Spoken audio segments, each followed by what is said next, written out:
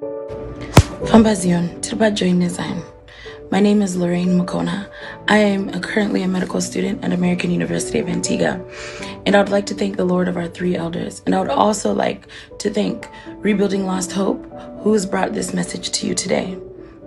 I would like to speak to you today about a crisis that we all are amidst.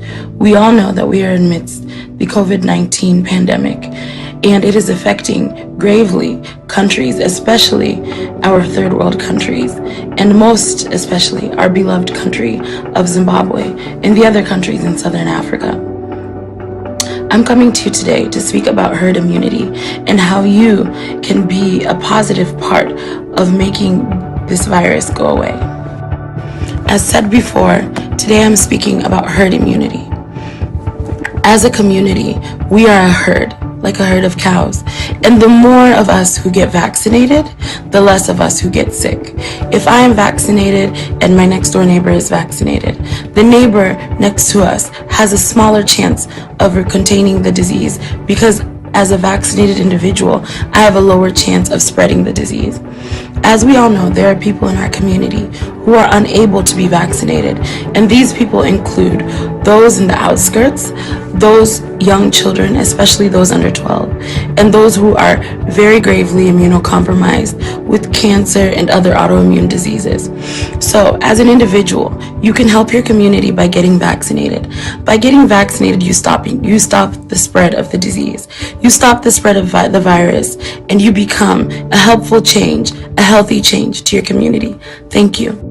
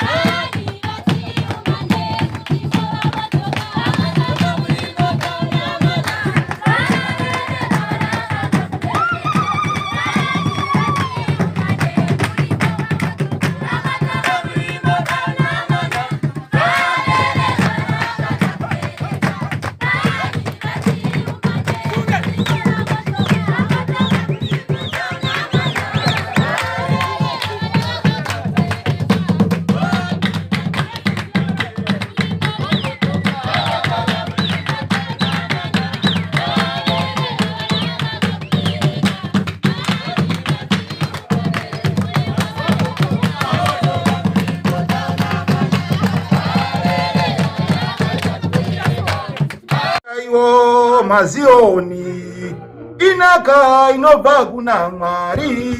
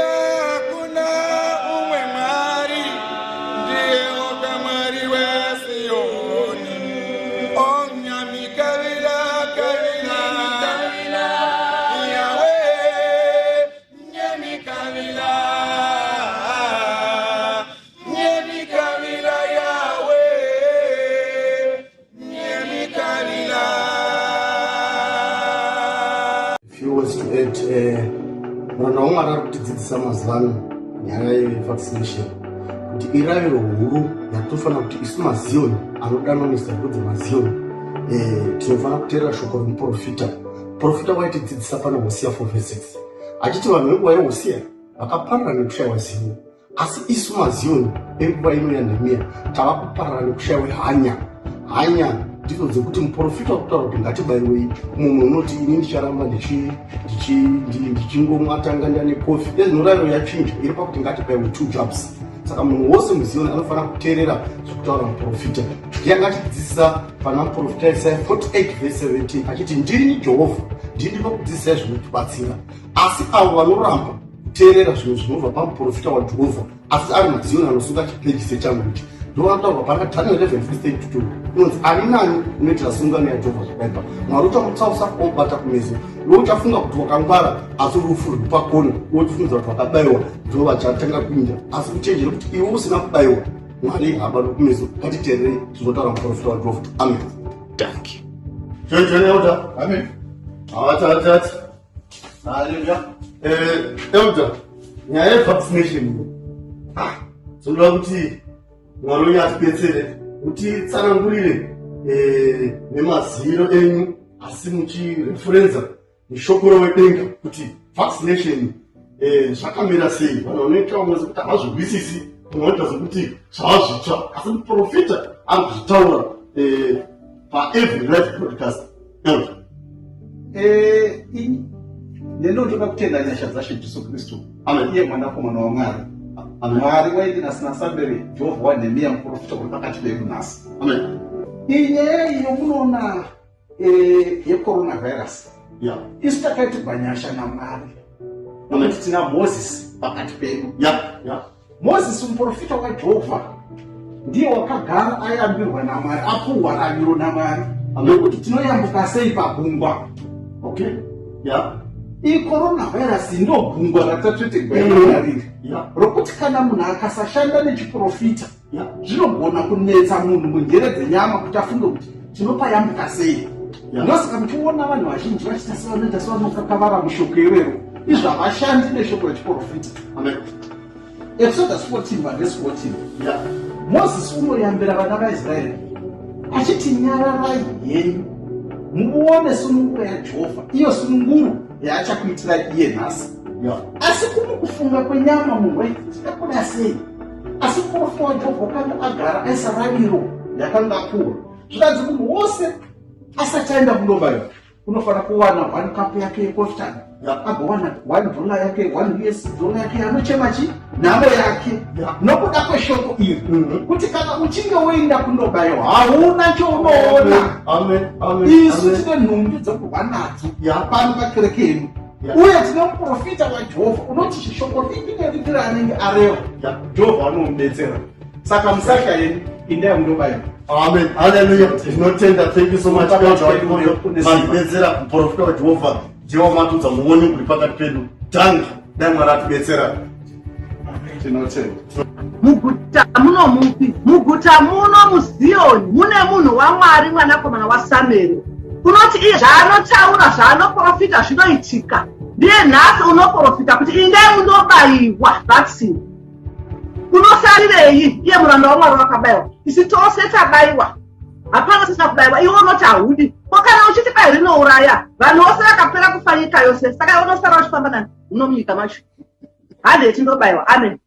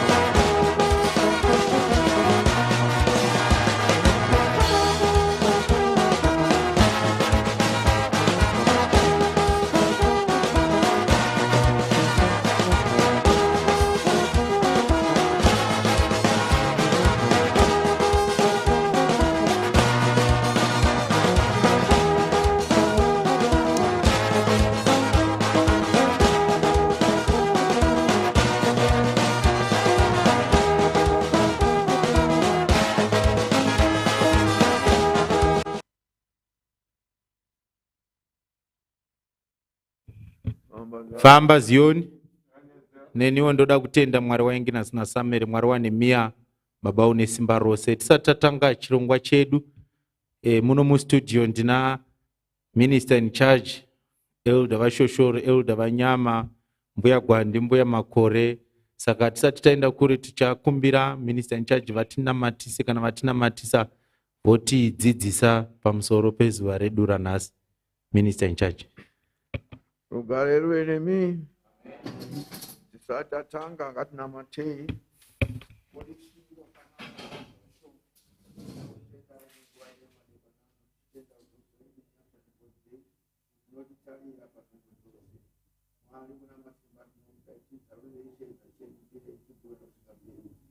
Amen.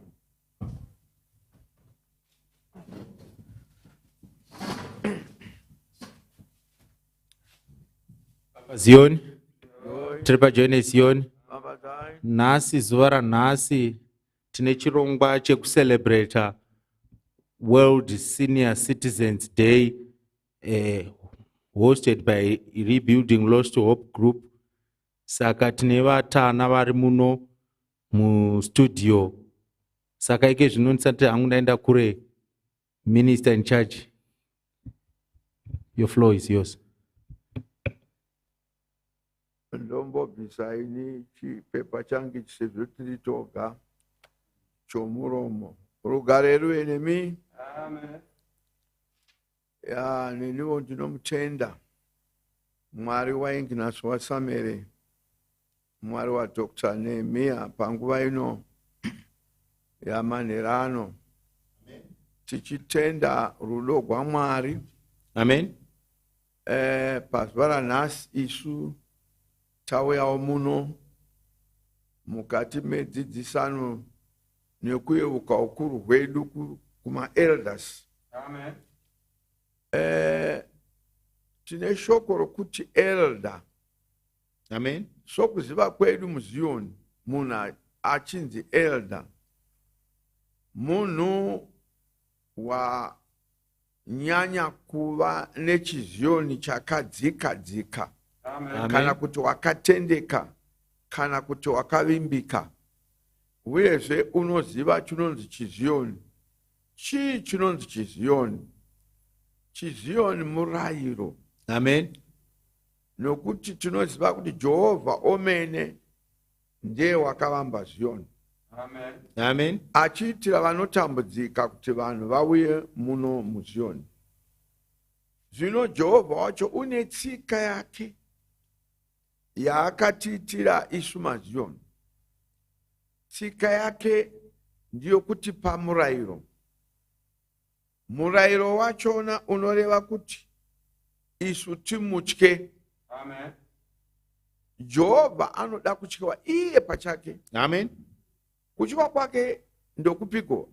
Hakusi kutyiwa somunhu anoti akaona shumba kuti ndotya, kana kuti kuona nyoka obva watiza. Kumutya kwokutendeka, kwokuvimbika, kwokuchengeteka pane zvaunenge uchingeta uchingoziva kuti pfungwa dzangu dziri muna Mwari. Amen. Nokuti iye pachake Jehovha, tichiverenga kuna Jeremiah 29:11. Amen. Ndangariro dzaJehovha pamusoro pomunhu ndidzo kuti uve norugare. Amen. Saka isuwo vanhu tose ndangariro dzedu pana Mwari tinofanirwa kutarisira rugare, tisingamutadziri, tichiita zvaanoda. Amen. Saka maelders anofanirwa kudzidza chidzidzo kubva kuZioni, kubva musi waunenge wabhabhatidzwa topiwa mirayiro. Kana tachengetedze mirayiro, tofamba nokushoko raMwari, kuparidzira, kudzora vakarashika, kunamatisa, kunamata,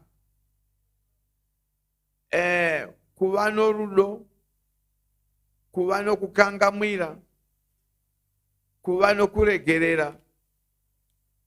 Zvinhu zvose izvozvi zvinofanirwa kuva mukati momunhu anonzi elder.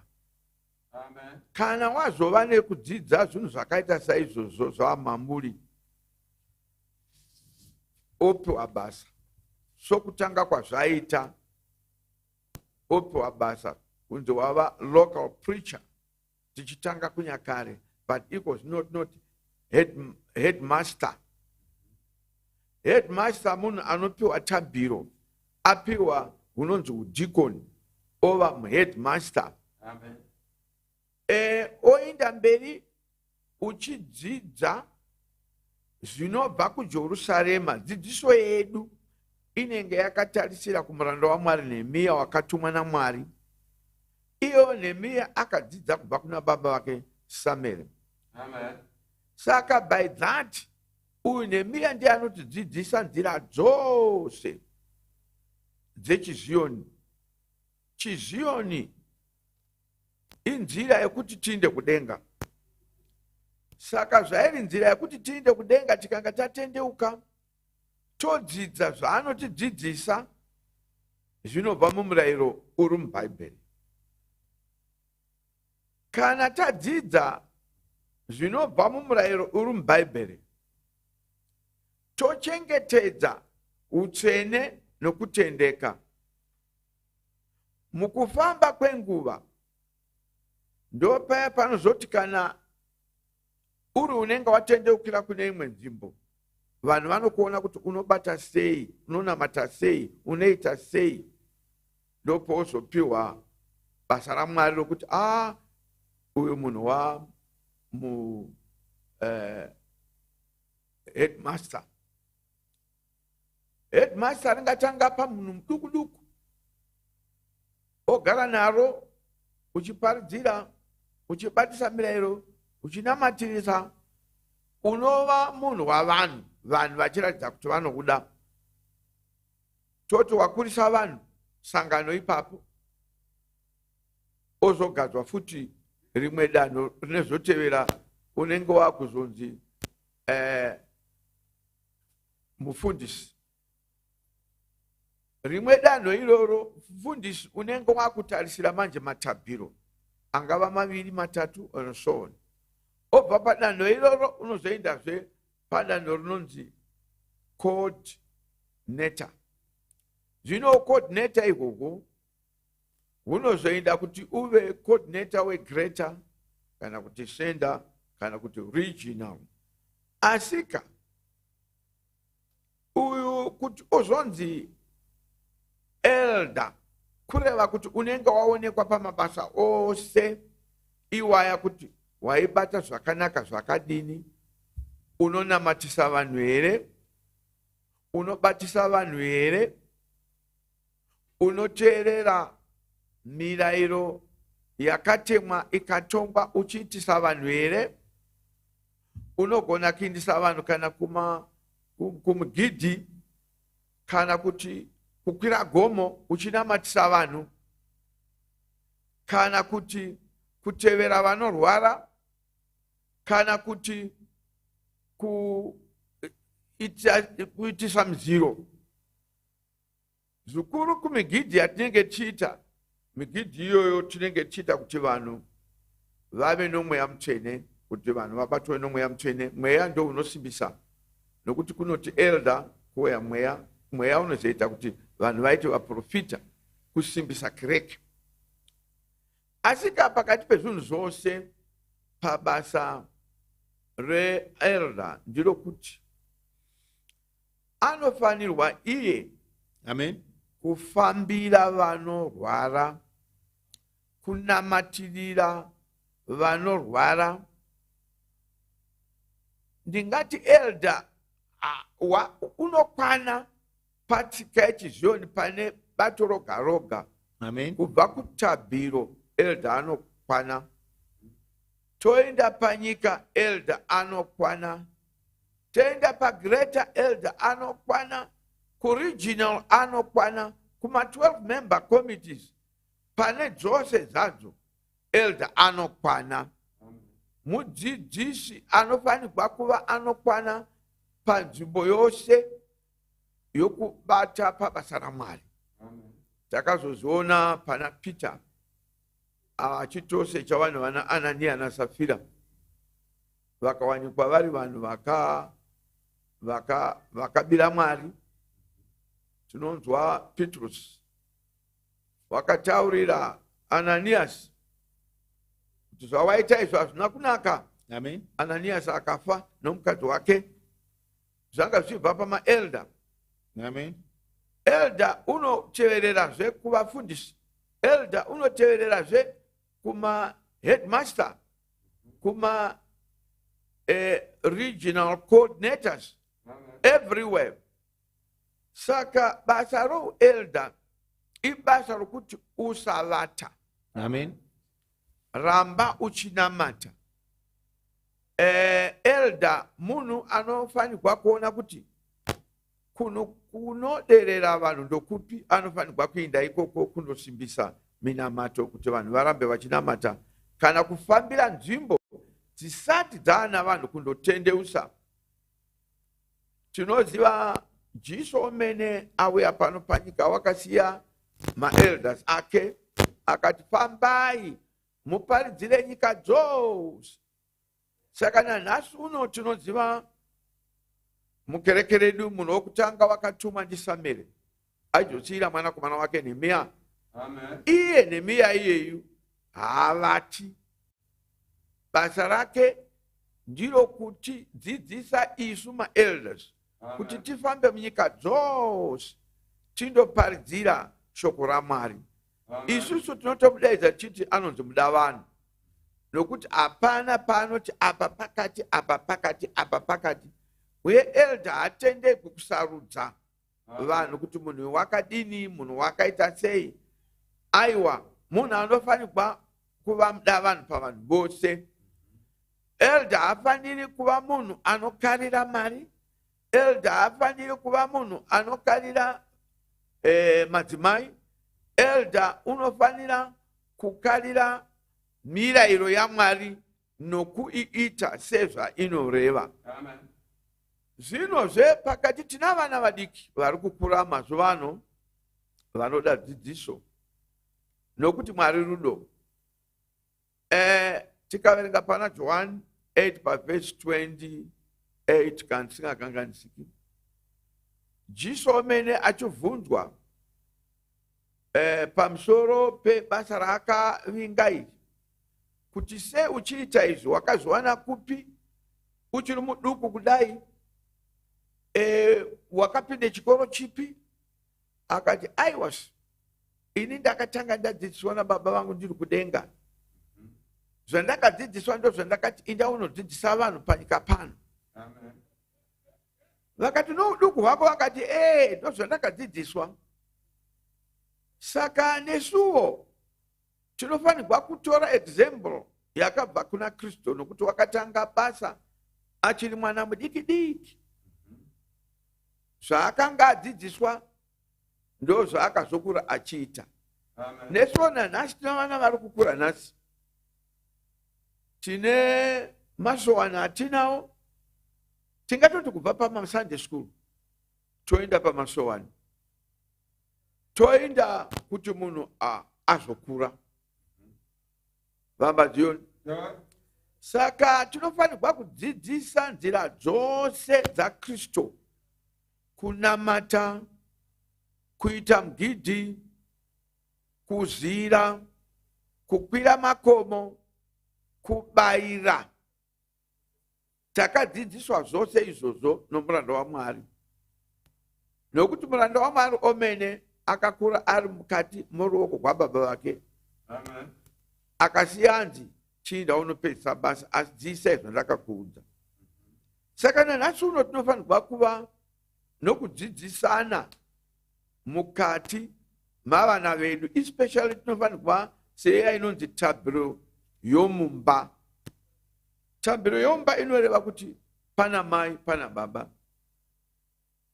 Baba vanofanirwa kuti vadzidzise kubva kuna mai kusvika kuvana. Baba munofanirwa kudzidzisa kubayira. Vamwe vanotova nechigaba mumba chokubayira chokuti kana muchinge makuita minamato mumba imomo, kudzidzisa kuchema namo, kudzidzisa kubayira, kudzidzisa migidhi, kudzidzisa kugwa kwakanaka. Zvose zvinoitwa muZioni.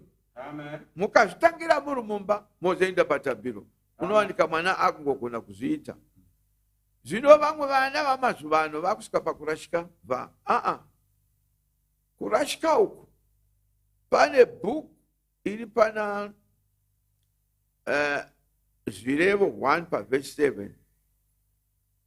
7 inoreva kuti chinhu chokutanga ndichokuti dzidzisai vana kuva nezivo kana kuti njere, nokuti njere dzose dzinobva kuna Mwari.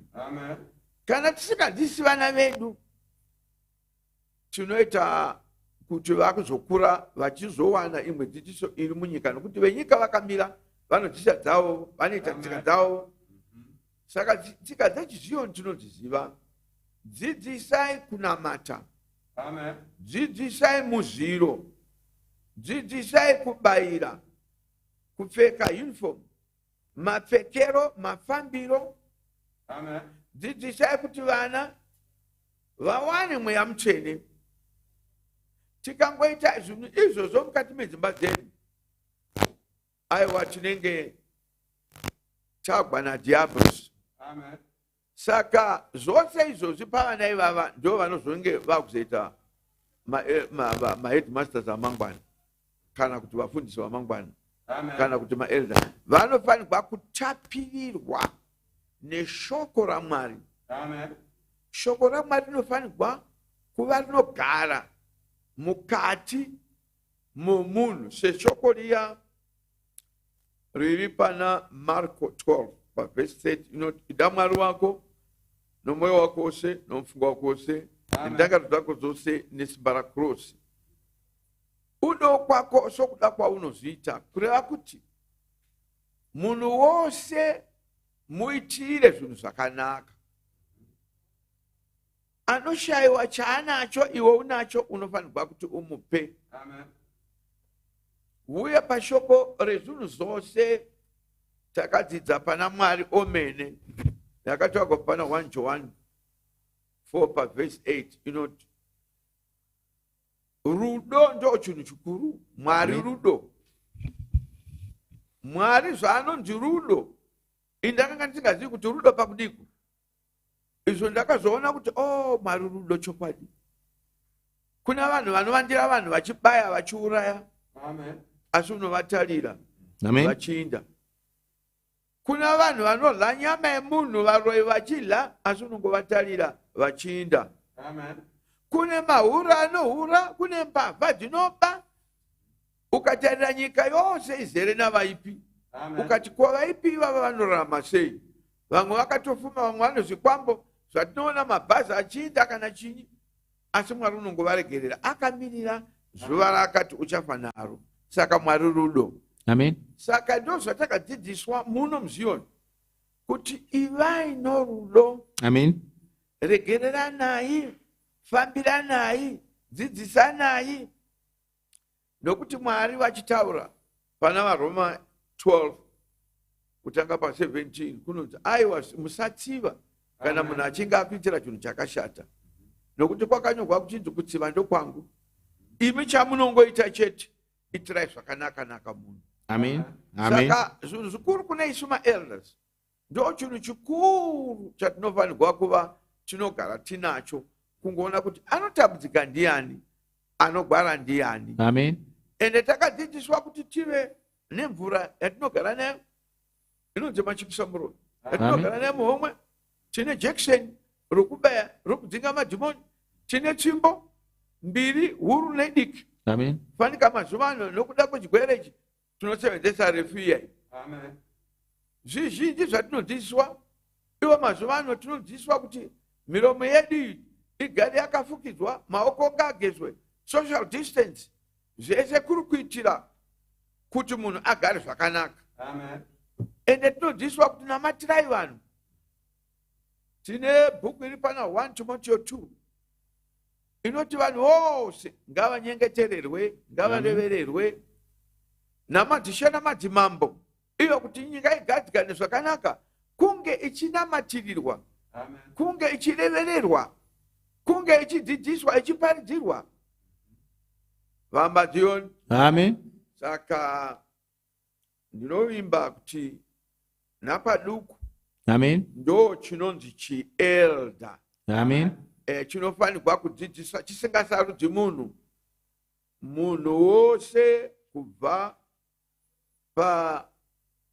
pamudiki kusvikira pamukuru. Amen. Chinozonzi elda munhu unenge ano utsvene hwaMwari, we anochengetedza mirayiro, we achishanyira Jerusarema, we achitora zvinobva kuJerusarema, we anogara achiverenga Bhaibheri, we anogara achiverenga tavakoni. Ndo chielda ichocho. Tinoti napaduku tatenda hedu. Amen. Dank. Tinoda kutenda minister in charge who was gracing this occasion, vachidzidzisa ma-elders, vachivhura vhesi iri pana 1 John 4 verse 8. Zvikai Mwari rudo, vose vanoda kuita saiye vanofanira kuva norudo. Rudo asingatarire munhu. Kana voda kubetsera, vadzidzisa pamusoro pema-elders anondobata basa raMwari rokubetsera vanhu nokunyengeterera vanhu kubata basa raMwari sezvinoreva murayiro. Vazhinji vanoda kubata basa raMwari asi havadi kuita sezvinoreva murayiro. Murayiro ndo unobva paJerusarema pane muprista waMwari. Before I hand over this program to Mercy Mumba and Minister Mliswa, I just want Mr. Shoshore, Elder Shoshore, who is among us, to give us 3 words.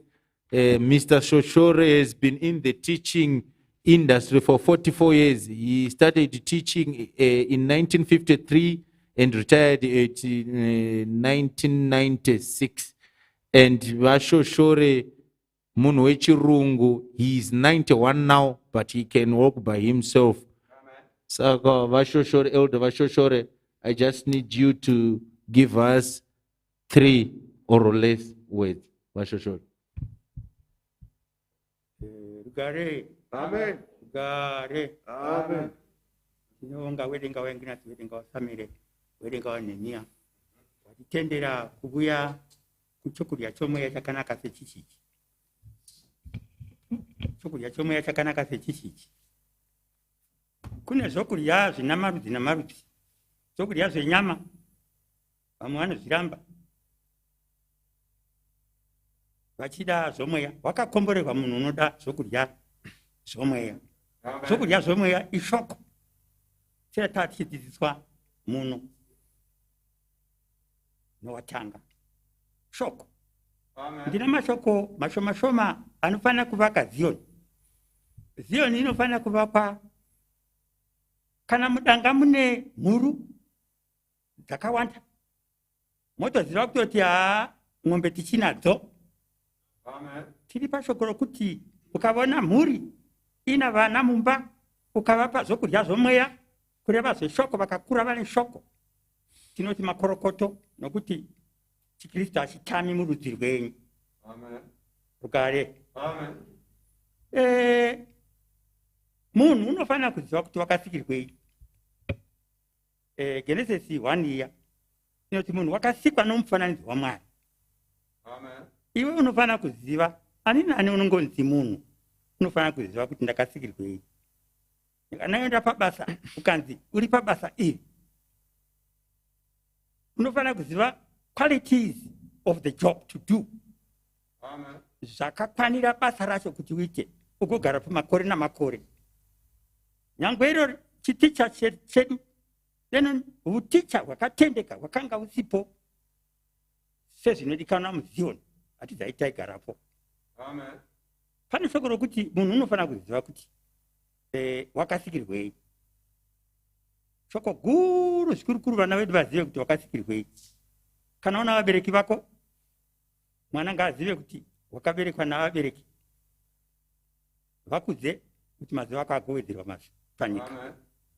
Saka zvino munhu zaanoziva kuti wakaitwa naMwari, unofanira kuva munhu unoziva kuti ndoitirei Mwari wangu kuti agondipa mazuva akawanda okuropafadzwa. Sezvizvi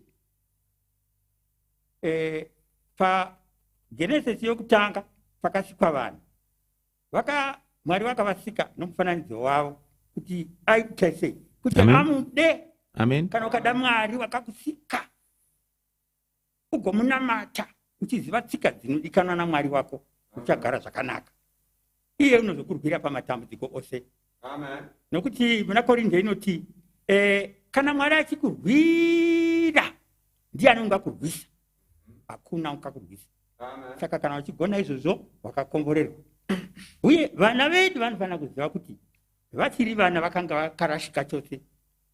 Zvire yatinoziva Korinde 13 inoti ndichiri mwana ndaitaura somwana. Amen. Ipapo pana Mari vapapo.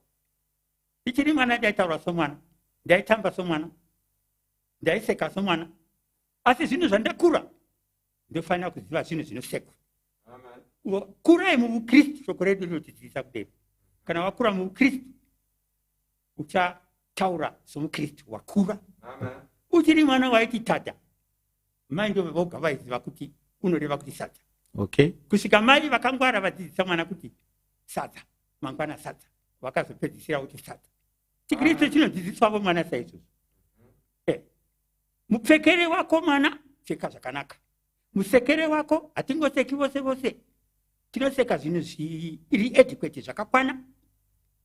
Nokuti zvakakwana kana zvasvika zvisakakwana zvinobviswa. Amen. Ropa rakanaka kubvisa vana vako zvisakakwana zvetsika dzisina kukwana. Woisa dzakakwana dzomuKristu, wokura somuKristu. Kana wadero wagona imba yako, imba inoda kurerwa. Nokuti muna vana vanoda kurerwa. Zvino ipapo pane zvinhu zvimwe zvinofanira kusekwa. Uya vaya vana vakanga vari pachikoro 42 vaya vakaminyiwa nokuti vakanga vaseka chimuprofita chaidarikacho. Vana vedu mazuva ano vanofanira kugara vachiziva kuti izvi zvinosekwa, izvi hazvisekwi, izvi zvinosekwa, izvi hazvisekwi. Ndokukurudzira Kristu. Muno muZioni yedu ndakaona ndakadzidza zvakawanda zvikuru pamusoro kereke yedu inoti be exemplary. Amen. Famba iva mucherechedzo wakanaka. Mucherechedzo wakanaka. Vamwe vana vakazvara mucherechedzo wakaita savana vavo nokunaka. Unongonzi uri mwana wani? Ndiri mwana wani. Saka tavonavo nomucherechedzo wako. Nomufambire, nomutaurire, nomubire wekereke. Ndio zvaita baba vako kana kuti ndio zvaita mai vako. Saka mucherechedzo iwoyo ndiwo unodikanwa. Zvino muZioni yedu zvinonzi kana wakadanwa muZioni chose unofanira kuziva kuti ndakadanirwei. Be fruitful. Amen. Unofanira kuva nomuti, uite somuti. Miti yakasiyana. Rugare. Amen. Kune mwe miti yausingatosviki pachingana yekutoenda kure. Inonzi mipanga. Kana uri mushuku unonaka unotoendapo. Nyangwe iyo mimwe mishukuvo. Kune mimwe inonzi mipwesha kana ukangoravira rimwe hauchagurimo. Amen. Saka chiKristu vamwe vanhu wapinda mavari haubvimo. Saka ngatitodzane saizvozvo tichitodza zvatakasikirwa naMwari kuti kana munhu asikwa naMwari unofanira kufanana naye patsika dzose, pamupfekere, pamudavidzire, pamugarire. SamaErija zvino unofanira kuziva kuti ndinofanira kuziva vanhu sei. Handidzivi nehasha. Havadzivwi nehasha. Iyo ng'ombe inongoziva zita rayo kunzi charuve foro inobuya wani. Vanhu vanodzorwa nomwoyo munyoro. Kuna vamwe vanhu vanototendwa. Asi kuna vamwe vasingatendwi. Ukaona vanhu vachiti apa pano munhu apa unenge une tsika dzakanaka muchiZioni. Saka tinomufaro usingambobviri kukokewa kuzvinhu zvakadai, kukurudzira deno kereke yafamba tikatevedzera Kristu chedu. Sekereke yedu ino takaona kuti ndakambopinda dzimwe kereke ndazopinda muno ndakaona siyano huru. Saka ndinodzidzisa vana vangu kuti vanangu ndaimbova kudhachini ndikakweguriramo, asi zvendinoona kuZioni kune tsika iye iri unovo. Saka tinomuonga zvikuru matipa nguva yakanaka kudai. Munhu ngaazive kudzidzisa vana vake. Kana ukadzidzisa ching'ombe chako kupingudzika chitoko inongozokura yatonaka yatove nyanzvi. Tikadzidzisa vana vedu chiKristu muZioni yedu iyoyi vanozokura chikristu chichikombodza mukati mavo. Tinotenda zvikuru. Dank elder vashoshore nedzidziso yakanaka yakajeka yakarurama yavanga vachiti be fruitful, be productive. Bhuku yedu iri pana zvirevo 16 verse 31 inoti vhudzi rachena ikorona yakaisvonaka. Iko kungochena vhudzi ikorona inobva kudenga, nokuti upenyu hunobva kuna Jehovha. As we celebrate this day, pano pazion World Senior Citizens Day, we want to give Mercy Mumba and Minister Mliswa the floor. Vatitore panguva ino vainde nesu. It's over to you now. Amen. Thank you so much. Thank you so much, Situation. Rugare, Koto, Mutendele. I would like to thank the Lord of our three elders, the Lord of Samuel Agnes and Bishop Dr. Nehemiah, for giving us Rebuilding Lost Hope North America a chance, a privilege, an opportunity to take a lead in today's show when we'll be celebrating our World Senior Citizens Day.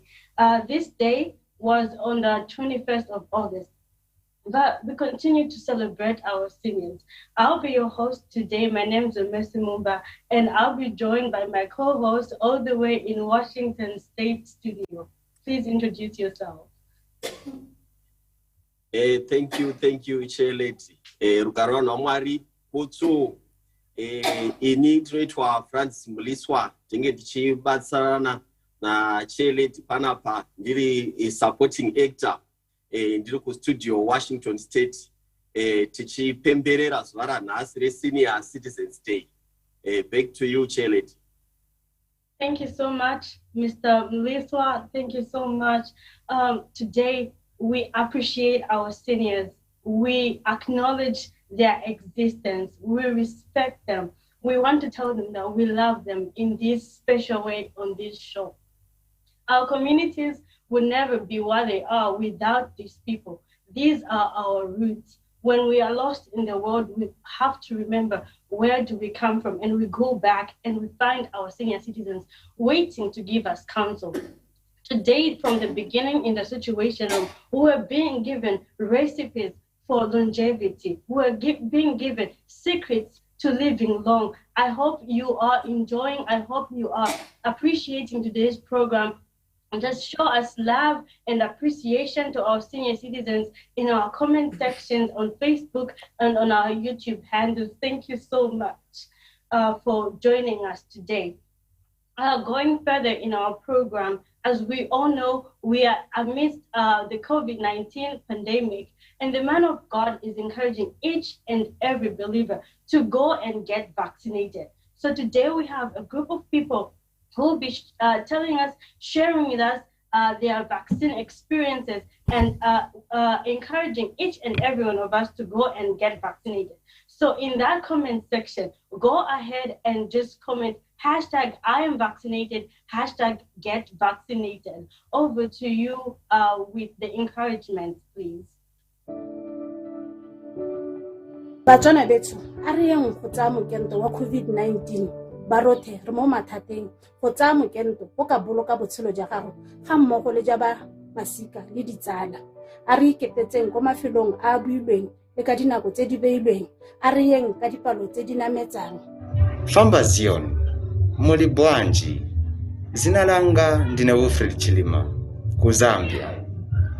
Kodi muziwa kuti matenda ya COVID-19 ni matenda yamene yapaya abantu bambiri madera osiyana-siyana pano paziko lapansi. Tiri kuzivisiwa kuti matenda aya tili na njira yakuti tikaikonka tingachire matenda ya COVID-19. Njira hii ni yakuti iwe uuze mzako na mzako auze mzake kuti kuliko manyereti yoitaniwa vaccines ya COVID-19 yakuti tikalasiwa at least 2 doses pa muntu umozi. Iwe unotiwe handidi kubaiwa nokuti muchazofa 2 years later chiprofita chani. Vanhu saka vanozoti right? Iwa unoda kuti isu tose tabaiwa pasi pose, nyika yose pasi pose. Uchasara ukafuma wena. Mota dzose dzinosara dzava dzako. Nedzimba dzose unotukabuda munonesa nezvose nezvewitsi ndezvako. Nokuti vanhu vose vachafa. I am vaccinated. You should too. I received my vaccination, and so should you. I am vaccinated. Are you? I am vaccinated. Are you? Are you vaccinated? Yes, I am. Yes. Thank you very much. Thank you very much. Wajoine Elder Mavumo, Amen. are you vaccinated? Yes, I am. Thank you. Pajoin, my elder. Amen, amen. Are you vaccinated? Yes. Yes, my God. Thank you. Famba Zion coordinator Muregerera. Are you vaccinated? Yes, I am. Thank you very much. Amen. Famba Zion Maishandeo. Are you vaccinated? Yes. Thank you very much. Hello, Steph. Hello.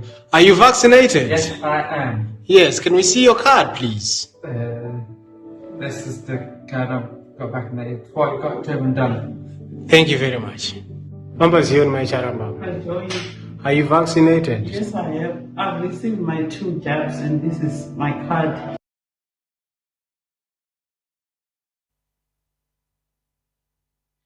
Rugare vanhu vaMwari, kotso tinotenda ndofunga mangozvionera mega kuti kumativi mana enyika vanhu vose vari kuromba majekiseni. Ini sezvo nditori pano, inino I am fully vaccinated. Ndinodaro nokuti ndakawana 2 shots dzangu and it has been more than 2 weeks since I got my second shot. Saka munhu wose kana wabaiwa majekiseni ako maviri after 2 weeks wakutendegwa kuti I am fully vaccinated. Asi kana munhu ukabaiwa majekiseni ako ukabaiwa rechitsu racho hausati wava fully vaccinated until after 2 weeks. Saka ishoko iroro ratogara richiswa nemurando waMwari. Iko zvino vanhu vachienda vachinosangana kunonzi vari fully vaccinated ndo vanosangana kureva kuti after you get your second shot 2 weeks after that ndopaunozoenda kuti wava fully vaccinated. Rugare vanhu vaMwari. Saka iko zvino tisati dana mutauri ari kutevera toda kuti kucomment section uko toda some noise. Ndofunga manzwa malanguages anga achitaurwa panapa and handifungi kuti ndoega malanguages atinawo paZion. Pana Isaiah 2 panonzi marudzi ose achamanyirana achiti handei Zion. Saka toda kuti kucomment section uko mumwe nemumwe nelanguage yako yaunoziva chero yaunogugula enda kucomment section unoti #getvaccinated in your own language. Toda malanguages akawanda ose atinawo paZion. Rugare vanhu vaMwari. Iko zvino takuenda paKadoma Zimbabwe. Pana Mai Muliswa is a nurse by profession. Saka vachatibatsira sezvo nhasi riri zuva reSenior Citizens Day. Vachatibatsira nekutitsanangurira nekutidzidzisa mamwe matambudziko anosangana nemasenior citizens edu nemaelders edu mukurarama. Saka toda kuti munhu wese ngaatererese muchinzwisisa kuti zvii zvatinokwanisa kuzoita kubatsira nemasenior citizens edu. Saka Mai Muliswa paKadoma.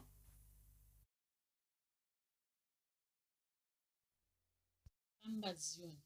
Neniwo ndinomutenda Mwari wainginasi naSamueri, Jehovha wamambo Nehemiya, Mwari baba une simba rose. Indinoitwa Mai Muliswa vekuKadoma. Zuva ranhasi ndinoda kutaura pamusoro pemasenior citizens edu takatarisana nerebuilding lost hope. Chekutanga tinofanira kuona kuti masenior citizens edu are fully vaccinated. Pese pavari vane mamaski. Vari kupractizawo hand hygiene. Vakagara at social distance. Ndinoda kutaura nezveurwere hunouya nekukura. Hunosanganisira BP rakakwira, hypertension, chirwere cheshuga, diabetes mellitus, chirwere chemabhonzo, arthritis, stage complications zvinosanganisira kusaona kunouya nokukura, kusafamba kunouya nokukura, depression, kurwara zvekusada kuinda pane vamwe kana kudya kana kutaura, insomnia, kushaya hope panguva dzekurara. Zvimwe zvezvirwere izvi zvakaita sedementia, kurasa njere kwevakura, kunotorwa kunge kusina basa. Ndopaya pamunozonzwa kuti mbuya vedu vanga vakutaura vega vakangofamba tikavashaya. Inyaya yekuti pazvatanga hatina kuzvitarisa kuti tivaende navo kuchipatara. Vanoda kuendwa navo kuchipatara, vane mishonga yavanopiwa, vane zvavanodzidziswa nemi zvamunodzidziswa mukugarisana navo, kuti musazoita maincidents ekurasikirwa navo, vangofamba vachibva pamba vachienda. Tiri paJoy Zion. Zvii zvatingaita for our senior citizens takatarisana neurwere hwese hwatataura nezvazvo? Kune anonzi maregular medical checkups. Vakwegura vedu vanoda kuti tigare tichienda navo, kungava pakliniki, kuchipatara, vachinochekwa zvinhu zvakaita seBP, seshuga, kuitira kuti tisazozviziva ava macomplications, asi tizive kubva zvichitanga kuitira kuti vaiswe pamushonga. Tinofanira kutsvagira vakwegura vane ruzivo. Tisati weukama uya asina chaanoziva, anenge achitorwara pfungwa dzimwe dzenguva, ndiye anonzi ndiye anochengeta mbuya nasekuru kumusha. Toda munhu anoziva kuvapa mishonga kana vari pamishonga nenguva yakakwana, vanoona kuti vadya chikafu chakakwana chine manutrients ose. Vanodawo kuitiswa maexercise. Ngatimbofambai, sumukai nhasi manyanya kurara, kuitira kuti vasaita zvirwere zvinowanikwa mukuramba vakangogara, mukuramba vakangorara, zvakaita sedeep vein thrombosis.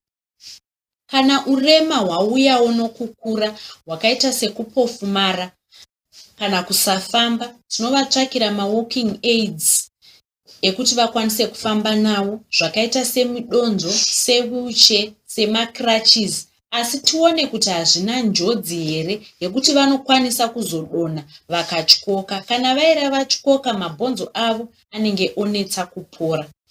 Ndizvo zvandingakupakurirai nhasi takatarisana nemasenior citizens edu. Ndatenda. Thank you so much. Thank you so much, Nurse Mai Meliswa from Kadoma. We really appreciate that information. There's so many misconceptions about aging that's going on in the world today. But today we are here to clear some of those misconceptions so that we are on the same page and we are appreciating the lives of our senior citizens together.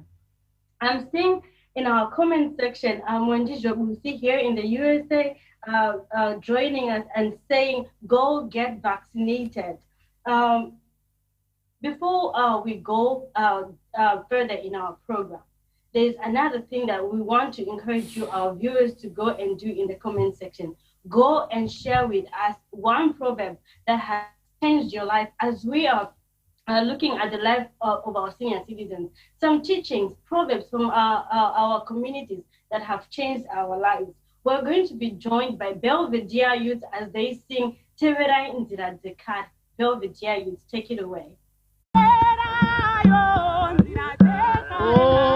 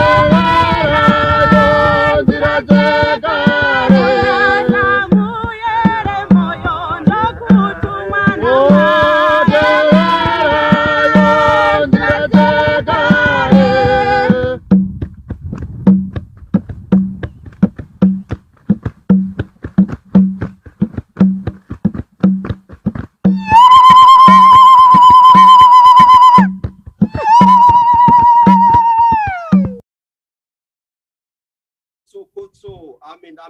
Tinoda kutenda Belvedere Youth manzwa nerwiyo kwanzi teverai nzira dzekare. Zuva ranhasi ndo zuva guru, zuva rakanakisisa chaizvo rekuti mumwe nemumwe wedu ambofunga kuti nzira yekare yandikatevera ndeipi. Tanga tichibatsirwa panapa naelder minister in charge vachikumbo vachidzidzisa kana kuchiteverai nzira dzekare. Why tichifana kutevera nzira dzekare dzakafambwa nemaelders edu?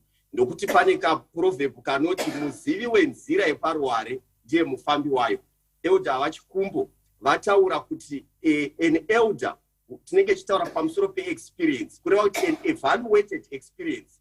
Wakabva uri headmaster ukapinda paufundisi paucoordinator, ingori evaluation chete iyoyo kusvika uzonzi elder. Saka kwanzi teverai nzira dzekare. Toda kuti comment section isu hatidi kuita zvinhu zvisina noise. Saka comment section uko tichipinda panext program toda kuti comment section mumwe nomumwe ngaafunge nzira yake, kureva kuti nzira yaakadzidza from maelders. Kana wangu wasina wangu wachowadzidza chingotaura uite rangarira wahwei pane zvawadzidza nhasi, nzira dzekare dzatanzi titevere.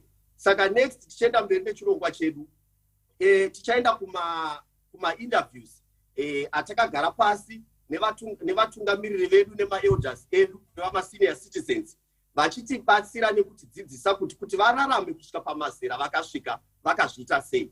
Saka tichatanga kunzwa paZambia kubva kuna mbuya Mwera paZambia. John mzukuru tonga mulungu wamayoda ati atatu mungai na 700 amina tirora naise tiri ku star commemorate siku yatu ya kukumbukira makolo yatu yachikulire. With me I have Mbuya Mwera and my name is Wilfred Chidima all the way from Zambia. Mbuya takuda naipano tichida kungo batsirwa neminduro shoma pamibvunzo yachakubvunzai. Amena kuti makasununguka here kudavira? Tinongodavira. Tinotenda. Mubvunzo wedu wekutanga Mbuya, tinoda kuziva kuti makasanganawo here nejekiseni rekudzivirira chirwere checoronavirus? Tatabaiwa jasi nyaya yejekiseni takaiwa kuti muranda waMwari wakabaiwa jekiseni racho sinomira kuti ikasvikawo pedu nesinondobaiwawo. Tinotenda. Mubvunzo wedu wepiri Mbuya, toda kuzivawo isu semasowana kuti chachinja imi pamashumiriro enyu tichitarisa nemashumiro amaishumira kare chii?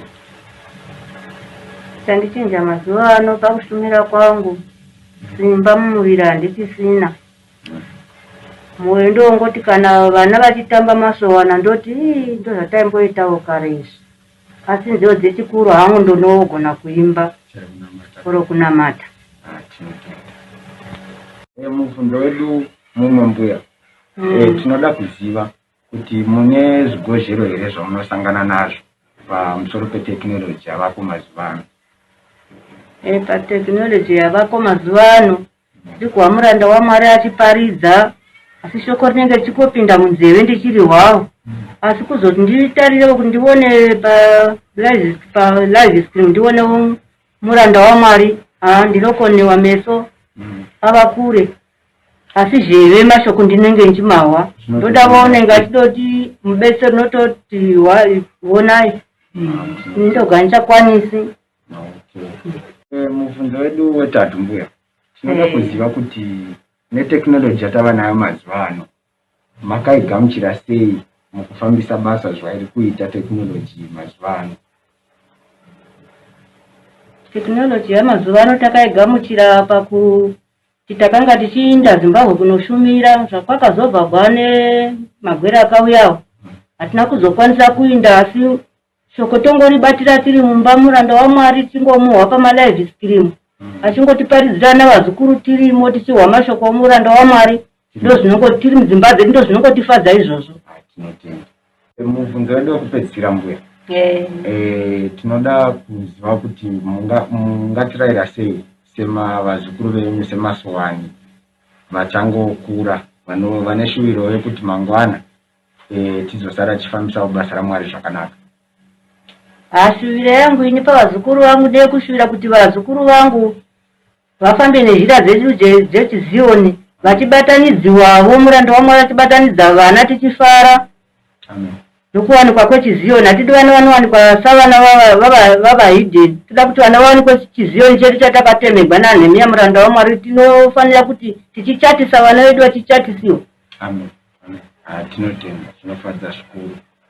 Just to do a summary, that was Mbuya Mwera from Zambia, and I will be doing a summary on what we were trying to talk about. So we are commemorating the World Senior Citizens Day. So we chose her as one of the representatives just to see on if we asked her if she got the dosage of the vaccine here in Zambia, and she said she hasn't yet had the opportunity to do so. But we further on urged her that she should be able to have 1 or 2 doses just so she could be able to be in the midst of those that will be wanting to worship together. So she later on urged us, the youth, that we should make sure that we grow in the Zion system or in the Zion cultural way of doing our things. Maybe it should be dating, courting, or even getting married. She urged that she would be happy to see us, her grandchildren, flourishing in the ways of Christ, in the ways of the Zion way of doing everything. So it was nice having her as one of our representatives, and thank you. Zikomo kwambili ambuya mulungu ankale okusungani. That is my personal grandmother. I have grown up at her feet, and it's just exciting. It's a blessing to just see her thriving with her life, to just see how strong she still is and how much she desires to do the work of God. It is a blessing, and we are so blessed. And I believe the youth in Zambia are blessed because they have a place to go and learn Zekari. Next in our program, we have Elder Mabika. I have a short story to tell about Elder Mabika. This is not his original name. This is actually a name that he got from working as Mfundisi at Mabika, Tabera Mabika. His original name is Elder Mumera. And he's based in Mashingo right now, but he's not from there. His homestead is actually in Bikita. So he moved to Mashingo because of work during the Smith government. So we want to acknowledge that work is valuable, and he's a man that has just kept. Tati singatendekwe kunosanganiswa takambosangana. Amen. Hatifaniri kunge tamuzivana. Amen. Asi kungodana nagoga zvinodozikamwa navamwe vatendi kuti uyu musikana wouyu, uyu mukomana wouyu. Amen. Tochengeta chiziyoni chedu pakati azondosanganiswa. Amen. Ndanzwa muchiti makachengetedza kutenda. Elder, tine vazhinji vari kurasikirwa nekutenda. Vamwe kuda nekuda kweurwere, vamwe vanorasikirwawo kutenda nokuda kwekusangana nemamwe matambudziko. Saka handizi kuti mune zvamungavabetsera kuti imi makazvikwanisa sei kuti muchengetedze kutenda kwenyu kusvika panguva yamazosvika. Ini kunyanya ndakavimba naJehovha weZioni. Amen. Jehovha waSamueri. Amen. Ndingangokupa zvishoma pamapedzera kumachiraro padeve ndakagwara ini. Amen. Ndikaendeswa muchipatara kusingatenderwe kusvika vanhu. Amen. Ndakanga mwane surungudu vanoti kunongotendekwa vanhu 2. Amen. Ndiriko vane vakaisa masimbi pamubhedha kuti vanhu vanofa vanouruka. Amen. Ndo pandakakaruka ndoona Samueri naNehemiya vakabata mazisimbi iwayo ndirimo. Amen. Pakaita vamwe vakaita savarungu vaviri asi vaiva nezvibhenji zviri pamagemenzi enairon zvisina chitende zvainguva zvisimbi. Bishop Nehemiya vakati kuvanhu ivavo 2, uyu mamuisa muno kuti ahwemwe, zvikazi tauya kuzomutora kuti tiende naye. Saka Bishop vakati not now. Saka vamutendi vanobva votaura nechikaranga kuti mazviwisisa here kwai not now. kubvira kuti kweteko zvino zvikanzi asirini vamutendi vakati tichazokuudzai isu pamusoro pake. Ndobva vaya vaviri varungu vaya vadhisapiya vaenda vanga vayazonditora ndobva ndonamatigwa navamutendi nomwana wavo. Bishopi vakandibata pachifuva, baba vakandibata pamusoro. Saka ndokubva vayangarika uyu vanotirinda tairindiwa vakati mamuchitaura nani uyu murapi uyu. Ndikati achitaura nomutana zvika mutana ndiani ndachingohwa muchitaura taura handizoti mamutaura nani. Ndikati achitaura nomutana Samere munoona zvibheji zviripa ndangova nechibheji changu pahembe muhospitari momo. Zvikai kwai kudii ndikati kwai navo vhisiwai oxygen ndienda ndakatungirwa kwai ngaibvisiwe musiye chiri pamuromo chokune presa chaifemesa mumapapu vaichaisa mangwanani na6 wakasvika pa6 arimo vamwe vachinda unomuchinja achizouya kuti iwe usaisa gasi ukanzi utaurira mabhuku zvikanzi ndo rakanyokwa kakuti vatungibwe zvikanzi ndosaka ndanonoka kuinda ndichiti usvike usaisa gasiro ndobva arirekawo 2 days ndatova munhu sezvizvi 3 days ndiriko pavakazoti fambai norugare kubefoko ndomusi wandakati zichadyawo muchipatara. Saka ndinotenda Jehovha waSamere. Saka ndoramba takabatira chitendero ichocho. Ndo mararamiro atinoita tinongoziva kuti Samere naNehemiya naye Jehovha chaiye mbune muZioni. Tinotenda Elder. Tinotenda ndofunga munhu wose ari kuzvinzwira ini ndatodzidzawo nhasi ndanga ndichingoziva kuti Elder Mabika asi kwanzi zita rokuti Mabika iri ritori zita rekubata basa raJehovha ende tazvionazve vabvunzwa kunzi ko makazvigona sei kuchengetedza kutenda. Vakazotipa testimony yavo vakatiudza zvinoraramisa kwanzi ndakaramba ndakabatira pakutenda ndakaramba ndakabatira pakuchengetedza zvakatemwa nezvakatongwa kureva kuchengetedza chizioni chedu rugare vanhu vaMwari.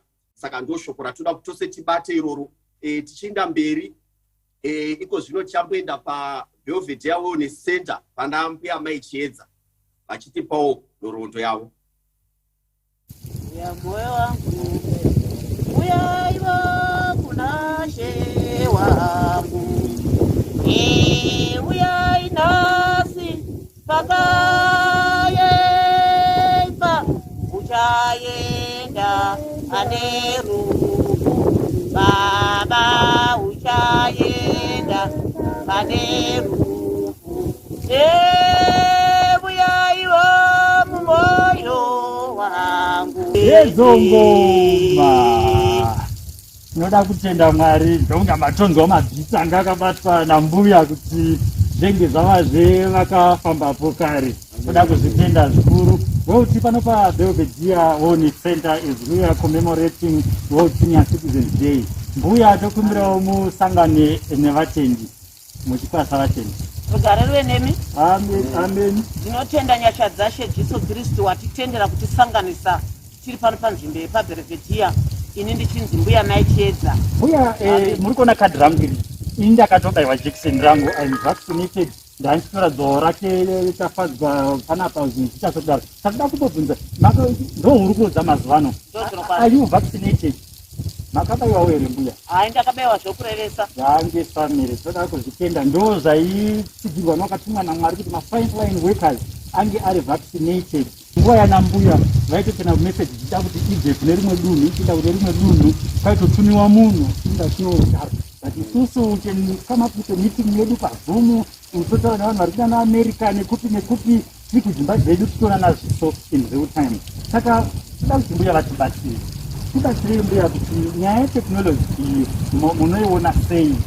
Rugare vanhu vaMwari. Zvinhu zvavako mazuva ano nezvavako kare zvazvakasiyana. Chero taitoti maswana tinofanira kuungana kwaitotumwa nhume dzotofamba nemakumbo. Zvino mazuva ano zvomoita izvi imi vana vedu tinokufarira zvikuru nokuti maakuziva zvinofambisa shoko raMwari mazuva ano. Munoziva seshoko relife ratinakira mazuva ano. Asi kuti tigone kuti isu sevanhu vekare kubaya-baya mafoni kunotinetsa. Ini ndine chisipika chandakatsvaka rugare vanhu vaMwari. Asi kana ndichida kuhwa live kuti muranda waMwari ari kuparidza, ndinototsvaka vasikana. Ndiyanoona foni inoita kuti ndigovonawo muranda waMwari chiso chake. Chisipika ndinacho, asi kuti ndibaye-baye handizvigoni. Saka ndinofarira kutoshanda nevana vadoko kuti mutidetsere, kuti mutibayire-bayire tigoziva zvinoitika iko zvino. Ini ndakatomboita ticha Maswana zveni pana vasamesa. Ndichitombovawo ticha ndifamba naMaswana. Asi imwe zivo ranga ndichida kubetserai kuti shoko raMwari rigoramba ririmo mamuri vanangu. Maitiro omoita okuziva zvemaWhatsApp izvi. Mukaziva zvinoda Mwari weZioni. Hamunaona Zioni yedu iyi haina chimanje-manje. Zioni yedu inongova tsika nomurayiro. Shoko rokuzvisa pasi pevakuru. Shoko rimwe randinoda kubetserai naro vana vedu mazuva ano. Mwari weZioni mungaona sousingabetseri. Izvo imi mune mare zvakubetsereka. Chinodika mupavana isu zvataita tiri Maswana so. Taiti kana tichiita mugidhi. Chero tikandoita mugidhi, pataita mugidhi, muraini imomo taitohwa kuti sabhuku uchatiudzawo pane dambudziko kana panorwariwa. Taita mugidhi wedu usiku hwose, tichati kuma4 teta kuserera, tondonanga paimba panorwariwa. Munoziva kuti taiti tikatanga kutora ndire ngoma ichirira, murwere yeye wasara otitevera patinondonamatira pakavati, achiti nindatopora nengoma chete.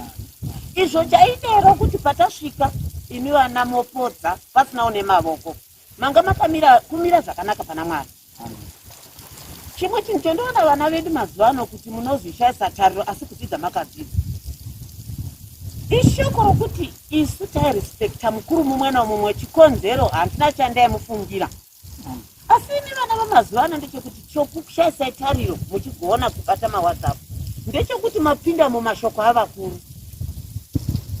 Chero mukazoona Elda vachifamba, hamugoni kuvarespekta kuti mwana ati makadi Elda, kana musikana kufugama kuti makadi Elda. Mumwoyo make haasisina rukudzo. Chikonzero munogara matare evakuru. Imwe nguva mugidhi wenyu unoshaya simba, mugidhi hauchapodzi.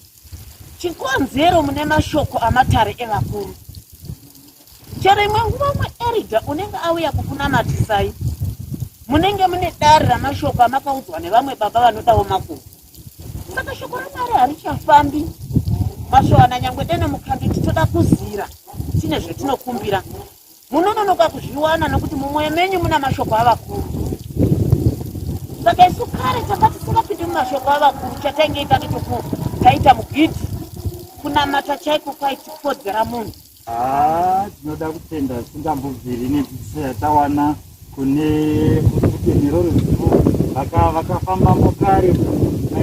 Toda kutenda zvikuru mbuya maitedza nenguva ino yamatipa kuti tinge tichiita discussing few areas of concern, tichingonzwawo from senior citizens a word of advice kuti natazonzeni zvifambe munozvishamisa makadai.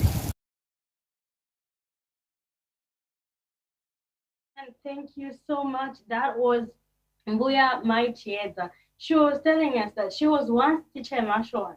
Saka teacher Mashuan, we know where to get our information from.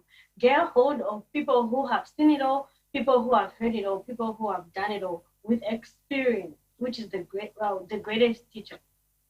Saka, Mbuya was telling us about honoring our elders, about respecting and just acknowledging what they have on them, the grace of God that they have on them. Mr. Mliswa, I have a question. Does Ephesians chapter 6 ever expire? Thank you, Charlotte.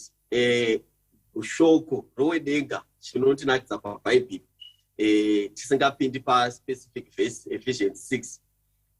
Mukatarisa Bhaibheri rinoshandiswa neSunday school, ndo the same Bible rinoshandiswa neYouth Edu yeMashuwani, ndo rinoshandiswa neRuwadzano, ndo rinoshandiswa neSungano, ndo ratinoona muranda waMwari vakabata vachitidzidzisa every live stream. Saka Ephesians 6 haiexpire, Charlotte. Amen. Thank you so much. So children, obey your parents in the Lord, for this is right. Honor your father and mother, because this is the first commandment with a promise, the promise of longevity, the promise of long life. Today, we are being given the secrets, the recipes for longevity. Amen, amen, amen. So we want to urge you, our viewers, to continue going and sharing our Facebook links, continue sharing our YouTube links, and invite people, invite neighbors, invite friends, invite Maziani, Esther, all over the world to come and join us on this show, because today we are learning so much. Today we are having all misconceptions changed. We are given game changers today. So next on our interview list, we have Pramila Chand. Now Pramila Chand is 73 years old, and she's the eldest of 5 siblings, all of whom are either senior citizens or close to being senior citizens. However, she is the most energetic woman that I know. Pramila Chand, please come through. Fambazion, we'd like to thank the Lord of our viewers for giving us this opportunity to celebrate World Senior Citizens Day. And joining us with those celebrations here is Pramila Chand, whom we're going to be having an interview with. Pramila, hi, how are you today? I'm doing fine, thank you. Pramila, are you vaccinated? Yes, I'm vaccinated. Okay. Both shots. Both shots? Wow. Weren't you scared? Get it? No, I'm used to vaccination because I always have flu shots every year. Okay, good. Pramila, how old are you? I'm 70 years old.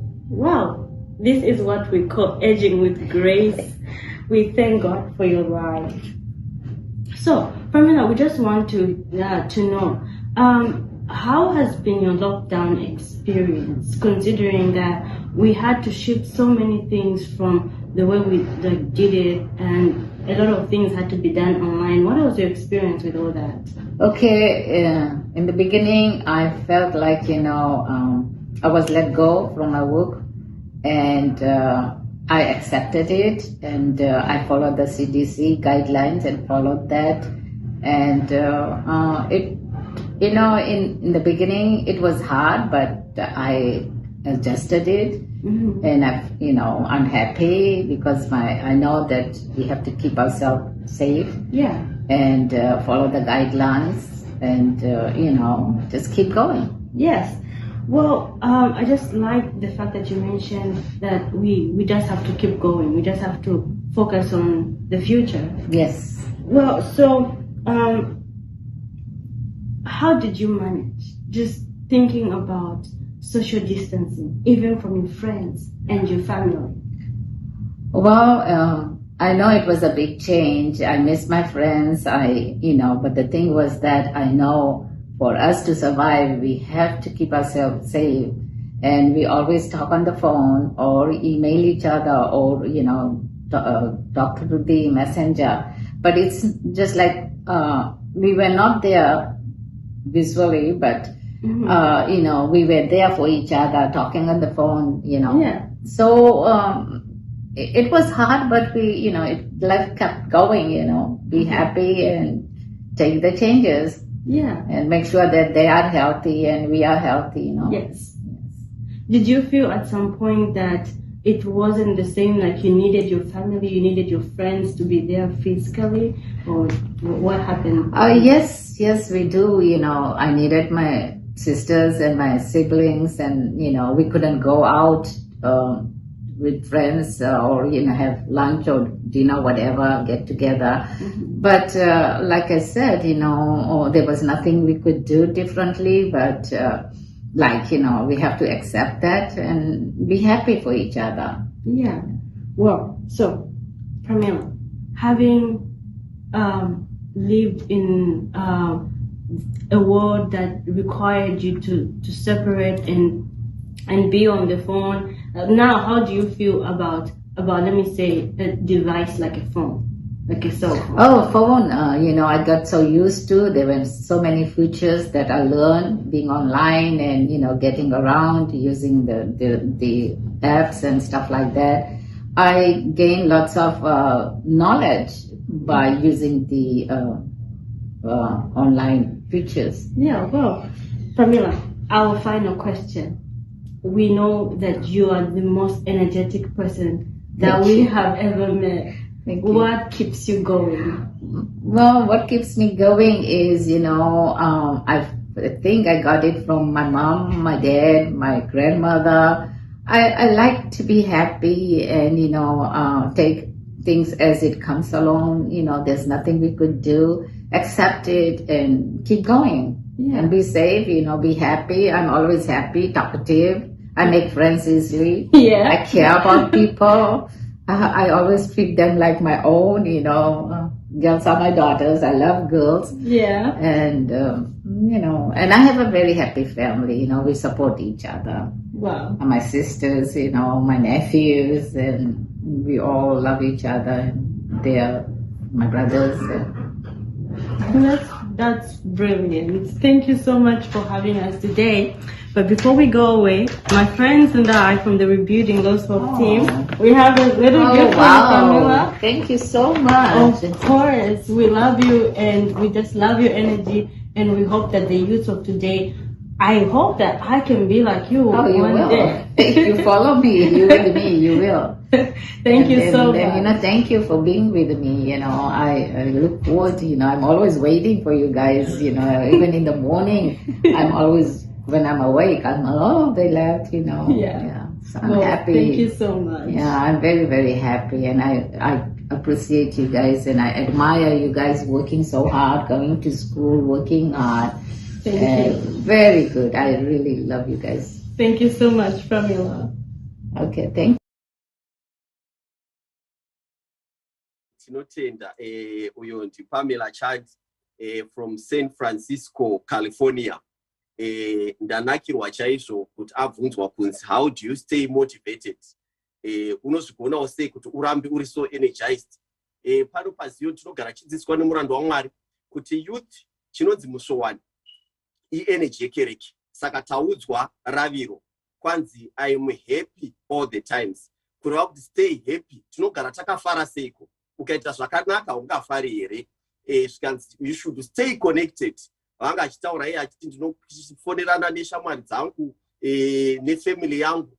Ndoshoko rataidziswa nemurando waMwari mazuva ano kuchinzi we must stay connected nemafamily members edu, zvikuru vabereki, masenior citizens, kunyanya vari kudiaspora.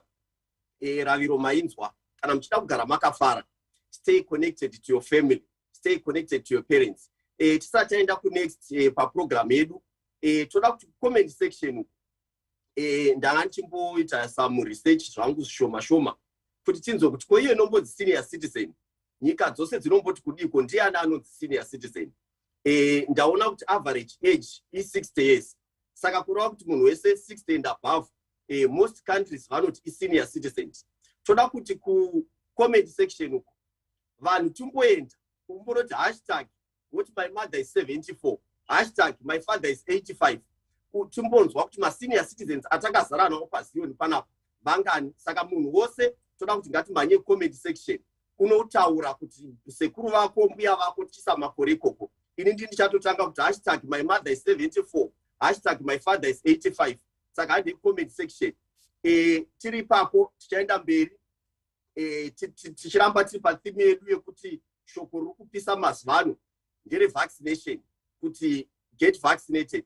Saka iko zvino tichanzwa drama kubva paMozambique vachitipa dzidziso kuti zvakakoshei kuti tiwane mavaccinations edu Mozambique.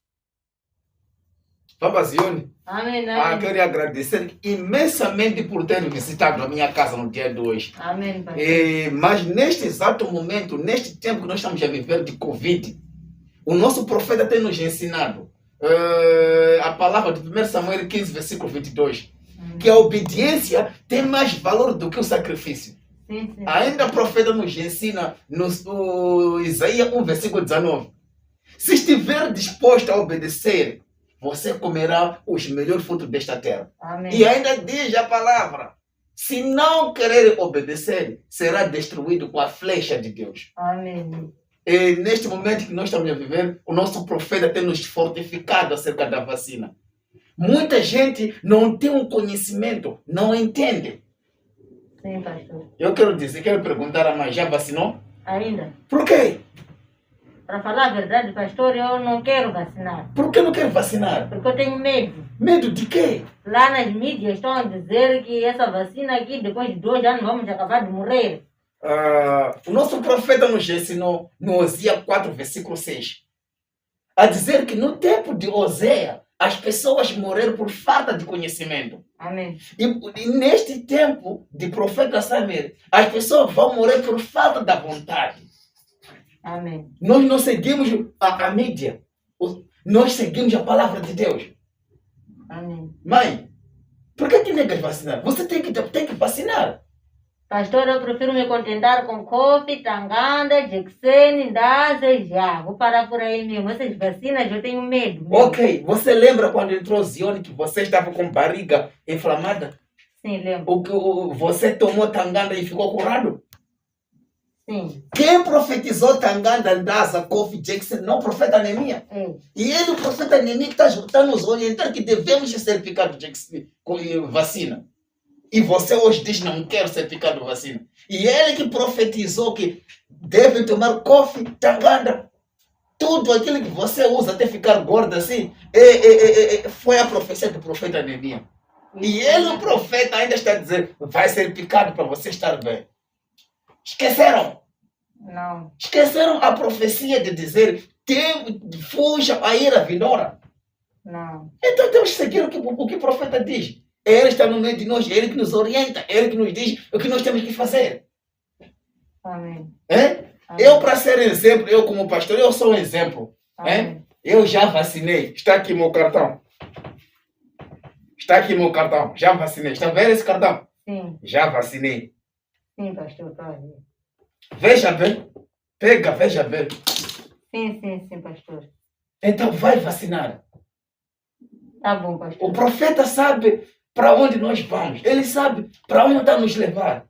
Amém. Todo aquele que é Mazione, que usa essa estrela, tem que ser vacinado. Amém, pastor. Não atrasa. Vai hoje. Vou hoje. Adite? Sim. Agora mesmo. Amém. Tá bom. Much. That was Mozambique giving us that COVID awareness vaccination campaign in Portuguese. The same prophet who is saying Imwai Tangan, Imwai Kof, Imwai Jackson is the same prophet who prophesied Zion. Each and every one of us, let's go and get vaccinated. There is no cherry picking Zion. Every prophecy is a prophecy from God. So in as much as you listen to all the prophecies from 1913 and you choose to know this one in 2021, check yourself. Amen. In our comment section here, we have Pilot Chipato saying, my grandmother is 67 years old. We have Emmanuel Mbiriza saying, my grandmother is 110 years old. We have Joseph Dure saying, my father is 79 years old. We have Leonard Katowa saying, my father is 87 years old. Thank you so much for sharing with us that information. It is a blessing to know that our community is packed with senior citizens. God is giving us life. Next on our program, we continue to celebrate life. We continue to appreciate God for the gift of life, for the gift of good health. Today, as we're building North America, please join us as we celebrate birthdays of important people in our midst. People who have influenced the life of each and every museum, people that we can imitate. We are confident to imitate because we know that they hear from God. Today, we are remembering birthday of a minister in charge, Raj Kumbo, that was celebrating his birthday about a week ago, and he turned 80. We say happy birthday, minister in charge. Today you are giving us your own recipe, a recipe that you have used, that you have followed through the footsteps of the man of God. And here you are thriving, aging in grace. Old is really gold because we have the proof here in Zion. Mr. Mliswa, please share with us. There is another great birthday that we are looking forward to. Thank you, Chelet. Rugarwana Omar. Ndisati ndaenda ipapo kuti titaure kuti birthday ratakatarisana naro nderipi. Ndoda kupotaura something chandaona comment section. Ndandichitarisa macomments evanhu ndichitsvagawo kuti ndione kuti saka pane maviewers edu ndiani atararama makore akawanda. Saka zvazotaurwa nakoche kuti pane Emmanuel Mbiriza ati 110 years grandmother vake. Indazonakirwa na Evelyn Chikandwa ati inini ndine silver hair which qualifies me mugroup iroro rima senior citizens. Saka ndangofarira comment iyoyo. Tisati aenda zvemberi kucomment section takumbochinja masamba iko zvino takuda kuti shoko ratodzidziswa nemuranda waMwari rekuti ngatigare tichirangarira vabereki vedu masenior citizens. Toda kunzwa kuti ndivanani vari kuriterera. Saka hande comment section toda kuti mumwe nemumwe ambotaura kuti when was the last time you called your parents, when was the last time you called your grandmother, your grandfather. Saka tonoti hashtag woisa date rachona, the last time you called your parents. Tichinda mberi iko zvino birthday ratatarisana naro inoita seungano asi iri birthday, ichiita sebirthday asi iri ungano, iungano yekudzaka gomo tichipemberera birthday romuranda waMwari, kureva kuti elder mukuru watinaye paZion watinotevera, zvatanga tichinzwa tichidzidziswa nemaelders ose kuti vakazvigona sei kurarama kusvika mazera vasvika, inyaya yekuti vakaramba vakabatira pakutevera zvakatemwa nezvakatongwa, pakutevera nzira dzinodzidzisiwa nomuranda waMwari. Saka ndo birthday ratatarisana naro iko zvino. Saka iyoyo program ndichaidzosera kuna co-chair kuti vatiudze kuti ivo seRebuilding Lost Hope North America vakatigadzirirei paungano kana kuti pabirthday romuranda waMwari. Thank you so much. So, we wanted to be first to wish the man of God a happy early birthday. The man of God is an inspiration to we the youth all over the world. First of all, we want to acknowledge the fact that the man of God accepted the use of technology, and he's emphasizing to each and every Muslim, this is the way things are going to be. We can see that he is a young man in his mind. He is so accepting. He adjusts well to situation. He is not rigid. This is the man that we want to follow. This is the man that we know that he hears exactly what God tells him and brings it to us. And everything that he teaches us is beneficial for us. So celebrating the man of God, we have Salom Shamiarira and her brother all the way from Dallas, Texas, singing happy birthday, Muranda Wamwari.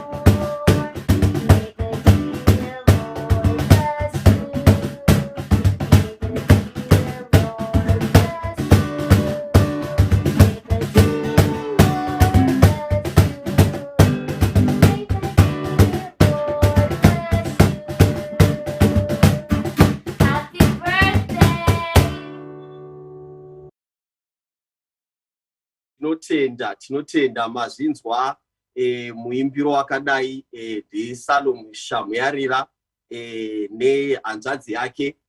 Shoko ratinogara tichidzidziswa nomuranda waMwari, kwanzi kana munhu uchinge wawana Mwari unofanira kutanga muimba yako wozopinda kuimba yababa vako.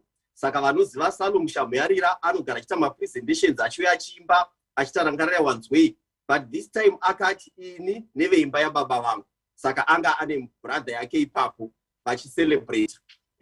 Chimwe chinotinakidza ndechekuti Jeremiah 3 tinogara tichidzidziswa nemuranda waMwari kuti isu tose tiri vakadzi vaJehovha. Nemawandire edu maZion toda kuti mumwe nomwe angofunga nemawandire atakaita. Imagine kuti tine murume 1 chakakosha ipapo ndechekuti anotanga kusvika pamurume ndiani.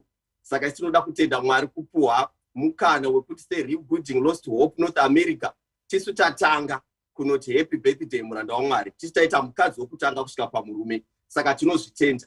Tichienda mberi next on our program tichanzwa dzidziso pamusoro pemirayiro yeZioni kubva kuna elder vajazi paMbungo. Tinoda kuti munhu wose ateerere panyaya dzemurayiro idzi. Why? Ezekiel 20:11 zvinhu izvi kana tikazviita zvatinodzidziswa izvi ndo zvichatiraramisa, ndo zvinoita kuti tigokwegurawo kusvika kuzocelebraterwa umwe musi wotichinzi isusu tiri masenior citizens.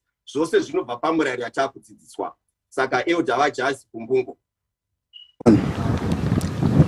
Mamiriro acho chakamira sezvizvo zvokuti kana shoko richinge raparidzwa pamusoro peZioni, munhu akati wada kutendeuka muZioni, chokutanga unoti kana apinda mudariro redu rechiZioni, popinda munhu unomudurisa zvivi. Akange apedza kudura zvivi, popinda unomuturika mavoko. Kana kuti iyeye ari mudhikoni, muvhangeri, mufundisi wanga apinda kumudurisa zvivi, unogona kuti akatopedza kudurisa wochimuturika maoko. Apedza kumuturika maoko voinda kuJorodhani. Asi pakuturika maoko ipapo unenge achitaura kuti nhingi kana kuti Simeoni moyo tinokugamuchira kukereke yeZioni muzita raBaba neroMwanakomana neroMweya Mutsvene. Kana mapedza ipapo mosimuka muenda kuJorodhani. Kana mapinda muJorodhani, usati wapinda muJorodhani wotanga kumuvhurira bhuku yeJorodhani iri pana Matthew 3:13 yaKristu achindobhabhatidzwa naJohani. Kana tabva ipapo topinda tomubhabhatidza. Kana tabuda muJorodhani tochimutadzidzisa mirayiro yekereke yeZioni, yezvisingatenderwi kurya nezvinoryiwa.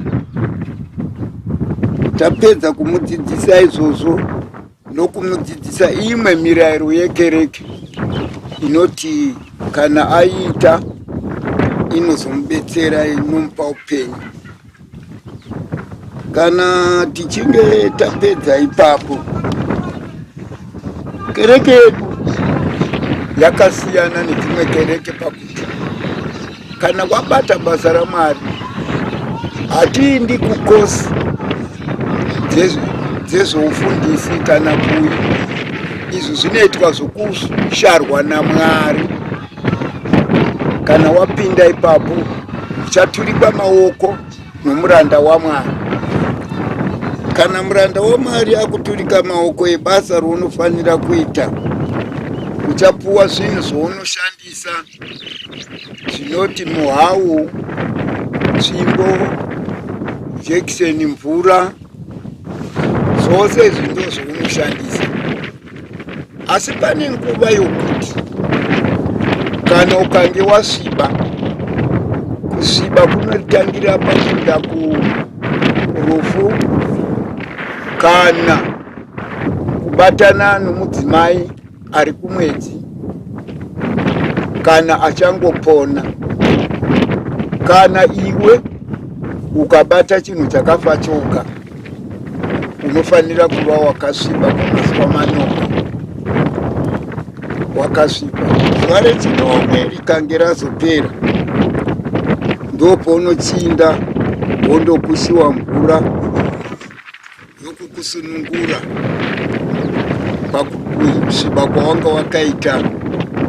Unokushiwa kutatu kumeso, kamwe kumaoko, kamwe kumusana. Wochitenderwa manje uchindobata nhumbi dzaMwari dziya dzawanga wakaturika somunhu mudzidzisi unobate basa raMwari. kana wabva ipapo sokuti kuvanhu ava vose ava vanoti minista ndiye mufundisi, kubva muvhangeri kuuya mudhikoni, vanotenderwa vose vava kupinda mujorodhani kundobhabhatidza munhu unenge atendeuka. Saka vane mvumozve ndo vanotenderwa kubata tsvimbo kana kuti muhau yokuinda kundonamatira munhu unenge achirwara. Kana kereke yedu isu ndeyomweya, zvinhu zvizhinji zvose zvetinofamba nazvo tinofamba tichigaidhiwa navaprofita, ndo vanenge vachitigaidha pazvinhu zvose zvetinenge tichiita. Hautenderwi kuita chimwe chinhu choungangoita usina murayiro wejerusarema kana usina tsika yedzidziso dzounotora kujerusarema. Wabva kana munhu achinge atenda ava mukristu saizvo musiyoni, then mirayiro yedu inoti vana kota, vana gadziriro, vana mhiko, vana kutenda, zvose izvi wava nesimba rokutsigira vachuchisi vedu vanenge vachichuchisa nezvomurayiro. Iwe wava nesimba rokutsigira vanhu ivavo nokuvasimbisa pakubata kwavo nokuvatenda zvevanenge vabata. Ndora basa ravadzidzisi iroro.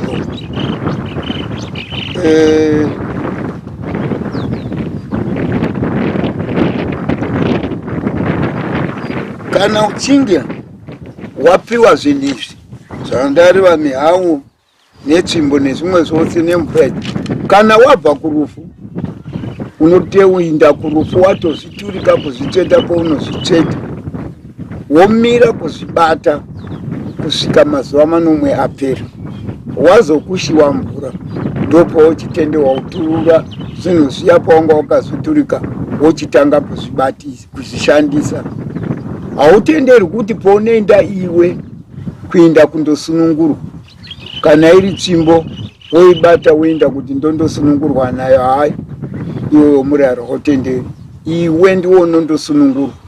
Kana uchinge wasunungurwa wochiuya wochiturura hako nhumbi dzako dziya dzekushandisa, wochishanda basa raMwari zvakanaka. Chizioni chedu chinoti kana uchiinda kundonamatira varwere usainga uri woga. Kana ukatoshayiwa umwe mudzidzisi wokufamba naye kuinda kundonamatira murwere, unofanira kuinda nomudzimai wako, kuitira tsika nezvinhu zvinogona kuzorehwa nezvinhu zvinogona kukupinganidza ikoko. Mumwe ungareverwe nhema yekuti ndiri kurwara, uyai mundinamatire, izvo haarwari. Unotova nedzimwe pfungwa dzake dzaanadzo, akakusvika akasvika pakupinganidza pakubata kwako. Handisi kuti kana pachine zvimwe zvinhu. Amen.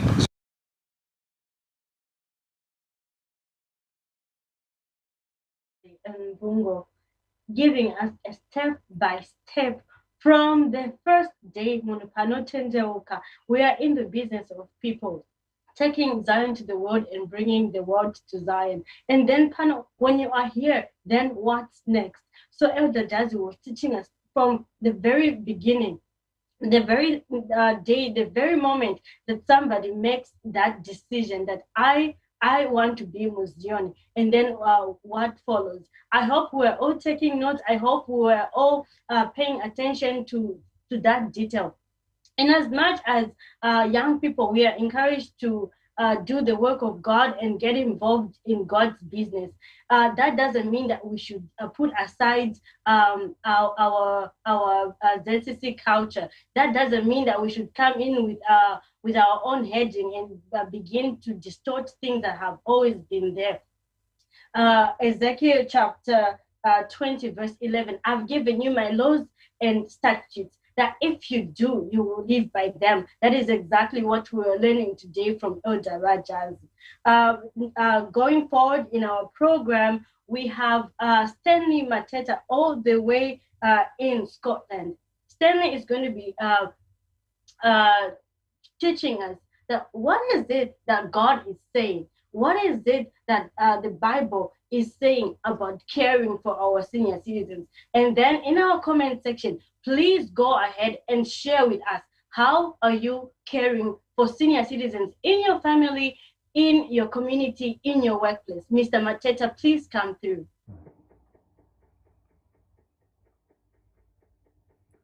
Fambazion, tichirangarira zuva remasenior citizens. Let's spend time with them and let's listen to them. Let's find counsel from them. Vane zivo ndivo dene reruzivo. Muranda waMwari vanotidzidzisa kuti tichengetedze vabereki vedu, vangava vana vamwene kana vana tezvara kana vana ambuya. Tinofanira kuchengetedza vabereki vedu. 1 Timothy 5 verse 9 inoti, asi munhu asingachengetiwo kwake, zvikuru veimba yake, warasha kutenda, wakaipa kukunda usingatendi. Saka ngatichengetedze kutenda nekuchengetedza masenior citizens edu.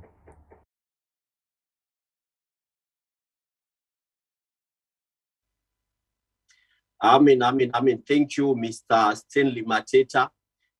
Tanzwa dzidziso ndofunga tinobva tazviona tose kuti why muranda waMwari vachigara vachisimbisa shoko rekuzviisa pasi pevakuru vedu, pasi pemaelders, shoko rekuteerera maelders edu, nenyaya yekuti Mwari kana ari kumusoro kudenga, isu tiri pano pasi tinogona kuona nemaziso edu enyama tichingoti ndieldava kana kuti ndimufundisa vandicoordinator, asi Mwari ari kumusoro kudenga anoti akatarisa masenior citizens, Jehovha akatarisa maelders, anoona kutenda, sevhesi yatapuwa naMr.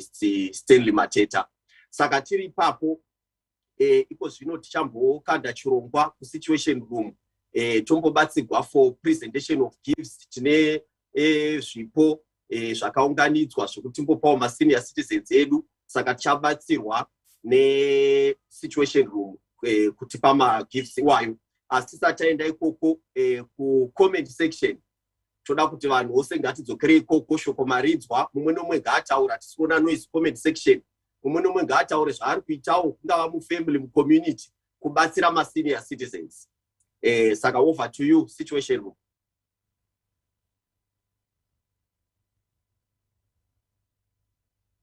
Reruve nesu, ndoda kutenda Mwari wainginasi naSamira naNehemiah nechirongwa chakanaka chiri kufambira zvakanaka, hosted by Rebuilding Lost to Hope, celebrating the World's Senior Citizens Day.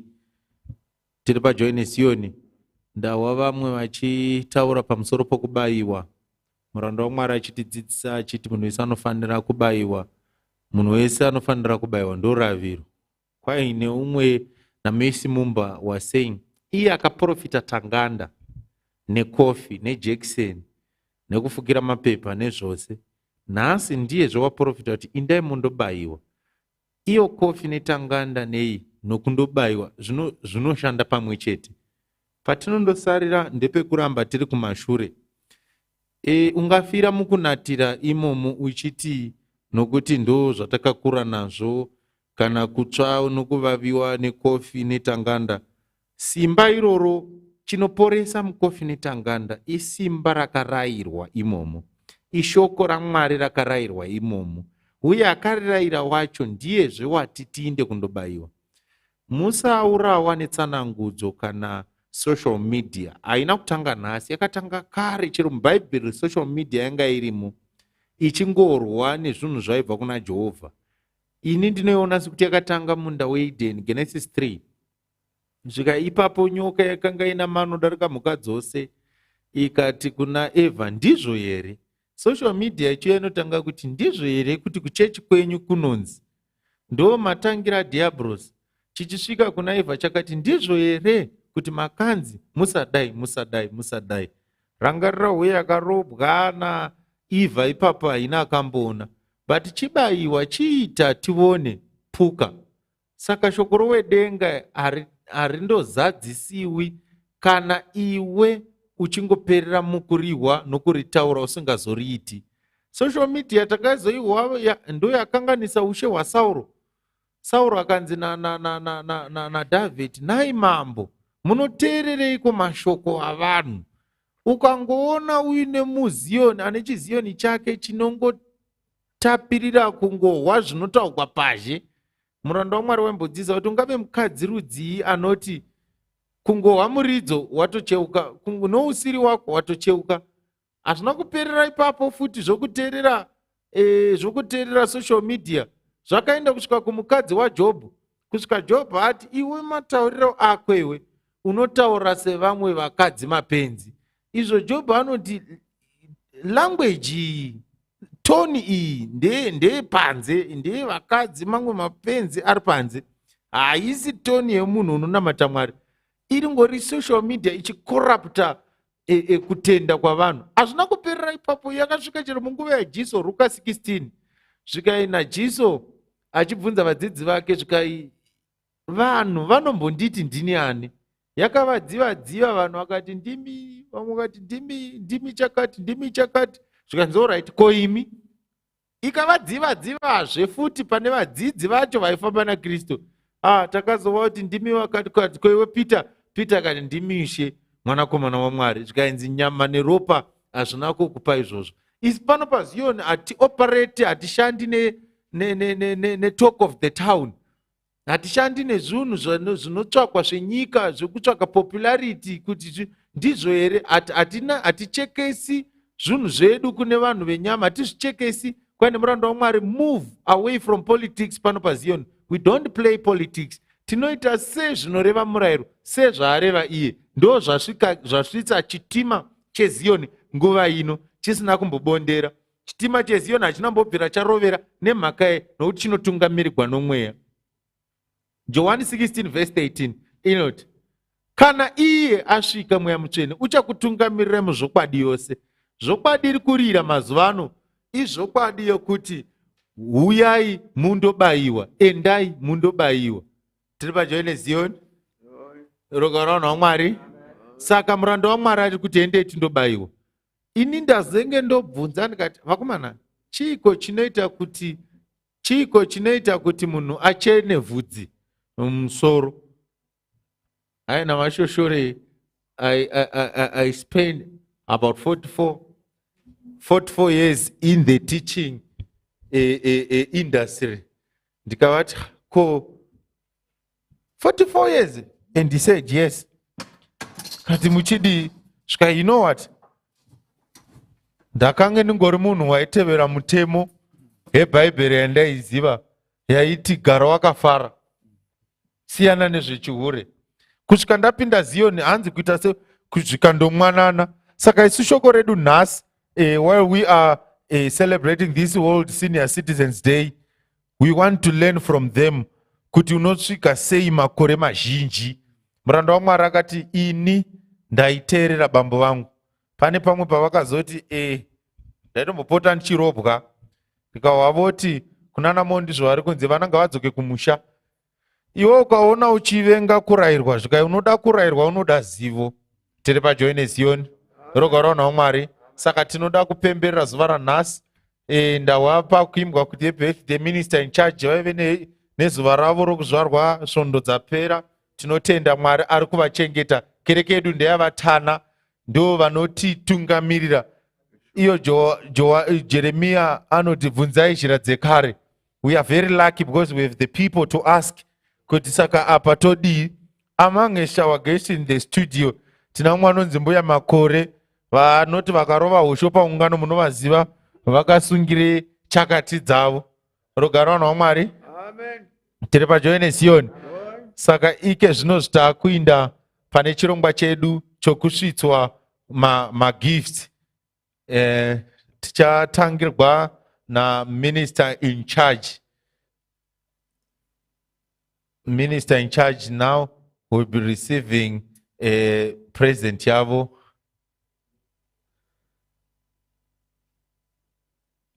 Rogarona Omari, Tripa Join Sion. Amen.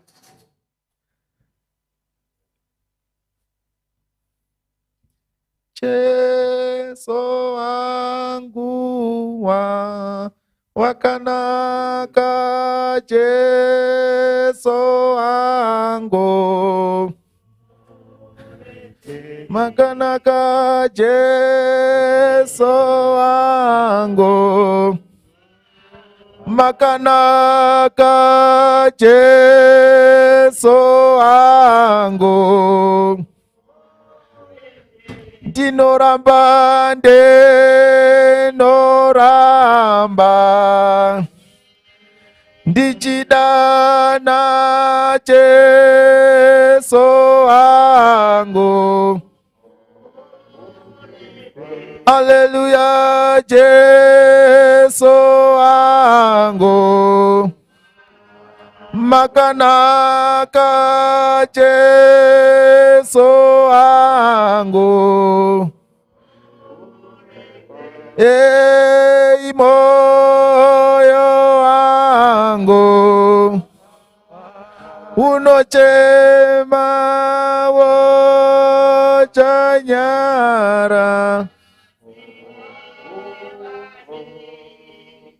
misi yose ndinotsvaka pa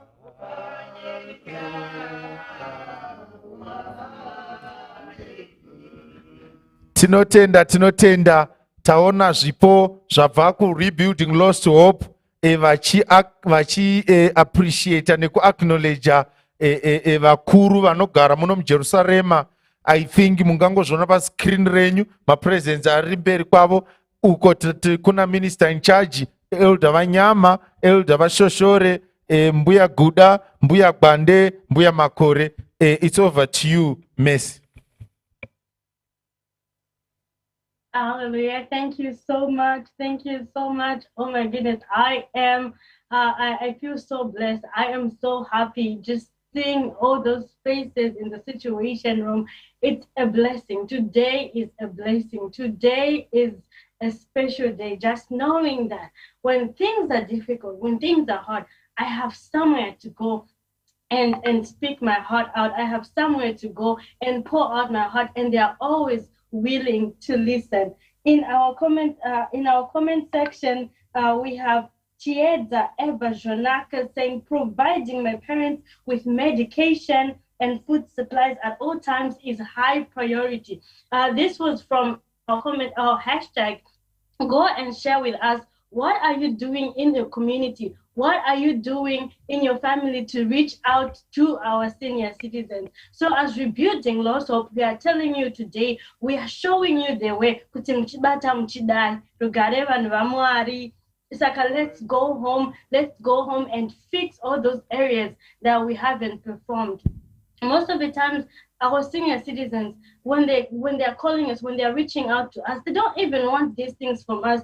But we, the young people, we are the ones who should look for the need. Just the way we didn't have to ask for things from them, but they saw the need and they reached out to us. This is now our time to look at the places of need and meet them at the point of their deepest needs. Here in North America, as Rebuilding Lost Hope, we thought, what is it that we can do for our senior citizens? So joining Team Zimbabwe in reaching out to our senior citizens, we initiated a Hamper campaign, a Hamper fundraiser that we managed to raise a sum of $415 and 65 Canadian dollars. That will be able to purchase 23.5 food hampers that will be distributed to our senior citizens throughout this week until our week of charity that we'll be celebrating on September 7th.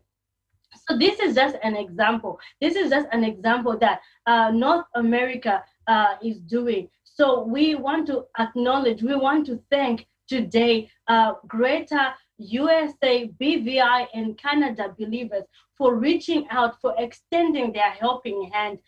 They said, We do not want to remain behind. We want to reach out to our senior citizens. We want to show our appreciation. And remember, most of these people in USA, Canada, and BVI, these are people who haven't seen their families maybe in 2 or 3 years because of this COVID pandemic. But this is the way of saying, just as the way we are sharing with our own families, we are reaching out to ZCC International and reaching out to our senior citizens on this day. So thank you, Greater North America, BVI, and Canada. Mr. Mliswa, how do you feel about this show today? Rugare vanhu vaMwari, cheleti tine mufaro mukuru chaizvo zuva ranhasi program yakadai kuti Mwari wangotitendera kuti tiite set aside zuva rakangonangana nemaelders edu nemasenior citizens. Ini tine shoko randinakidza nhasi ratinogara tichidzidzisiwa, ndarirangarira nhasi kwanzi chirere mangwana chigozokurerawo. Dzidziso dzatapuwa nhasi dzese dzanga dzichitiudza kuti zvatinoona tichiti maelders edu kana kuda vakuru tinoti uku kurwara kwakudaiwo kana kuti kwakupenga, aiwa iyi inenge iri saini yekuti vari kuti tibatsireiwo semarerere avaitita tiri vana vadoko. Mumwe nomumwe wedu tinovimba kuti mumwe nomumwe wedu akapfuura nestage yekuti ari mwana mudoko waiti ukatry kufamba ukawa vanokunhonga vachikumutsa, ukazviitira tsvina vanokubvisa vachikuklina. Zvese izvozvo havana kukobvera vati apo wakupenga apo wakurwara, asi vaikubatsira. Saka yava nguva yeduwo yekuti tichirerawo tichiita take care of our senior citizens, of our elders. Saka tinoda kutenda vanhu vaMwari nemaviewers edu vose vakwanisa kuuya kupinda muchirongwa nhasi. Rebuilding Lost Hope inogara ichiita maprograms aya every 2 weeks. Kureva 2 weeks from now nenguva dzakaita sedzino tichange tichipembererazve International Day of Charity plus Sexual Health Day 2 weeks from now. Saka toda kukokera munhu wose kuti auye tichisapota chirongwa. Ndisati ndaendesa chirongwa ku-situation room, tambodzwa naelder vashoshore kwanzi zivai zvinosekwa vanhu vaMwari. Iko zvino tiri mupandemic yeCovid, saka ngatizivei zvekuseka, ngatizivei zvinosekwa. Let's go get vaccinated. Hande tinojebhewa, hande tinobaiwa majekiseni. COVID haisi yekuseka nayo, ngatizivei zvekusekwa. Saka toda kuti munhu wose comment section tichipedza chirongwa, go get vaccinated, hashtag endai munobaiwa, hashtag endai munojebhewa. Tozosangana next time, tozosera chirongwa ku-situation room.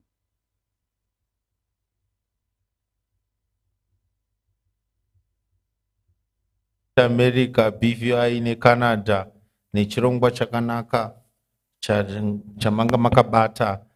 Mangwana izuva relivestream ruwadzano nevamwe vose vatendi. Nichatangana 9:30 kusvika 10 o'clock tichihwa shoko gono rinobva pamuprista, ndo ratinorarama naro, ndo chikafu chomweya, ndo rinotivaka, ndo rinosumudza kutenda kwedu, ndo rinoti chero panguva yekutambudzika rinoinda nesu. Asi shoko guru vanhu vaMwari, uyai titeerera wakatumwa naMwari ari kumberi kwedu namazuva ano. Ike zvinozvi ndichangopa Elder Vanyama chinambo chidoko doko topedzerwa nokuvharirwa chirongwa chedu na minister in charge. It's over to you, Elder Vanyama.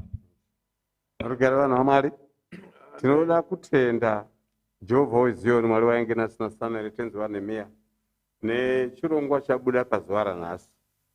Zvipo zvamabudisa muchitipa tinoda kutendai chose nezvamaita, asi deno Mwari wamoyo akuwedzerai pamatora. Uye muchengete mashoko amadzidziswa. Chikristu ndicho chinoita kuti zvinhu zvedu zvifambe zvakanaka. Uye nyange tikasangana zvezvizvi, ngative neshungu futi yokundosangana mberi, hatipereri pano. Izvezvi zvose tine shungu yokuti tifambe tiri pasi pewakatumwa, asi tigondosangana zvemberi kune upenyu husingaperi. Maita hai.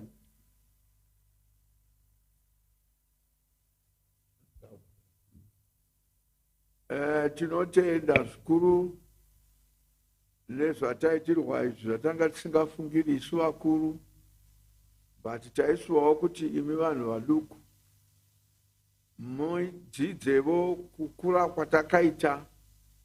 Hapana chinhu chinopinda shoko rokuti kuteerera kunokunda chibayiro. Zioni rinoda munhu anoteerera. kuti uya ouya inda oenda ita icho oita ichi. Sorugwaro guri pana Matthew 8 verse 9. Amen.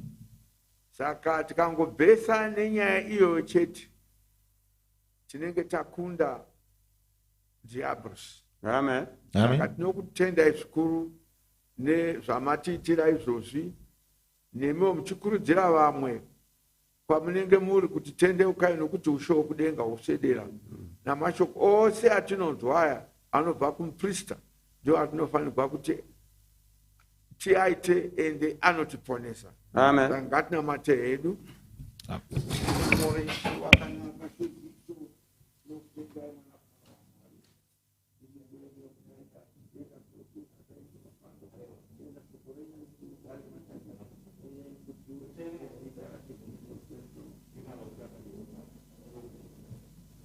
Amen.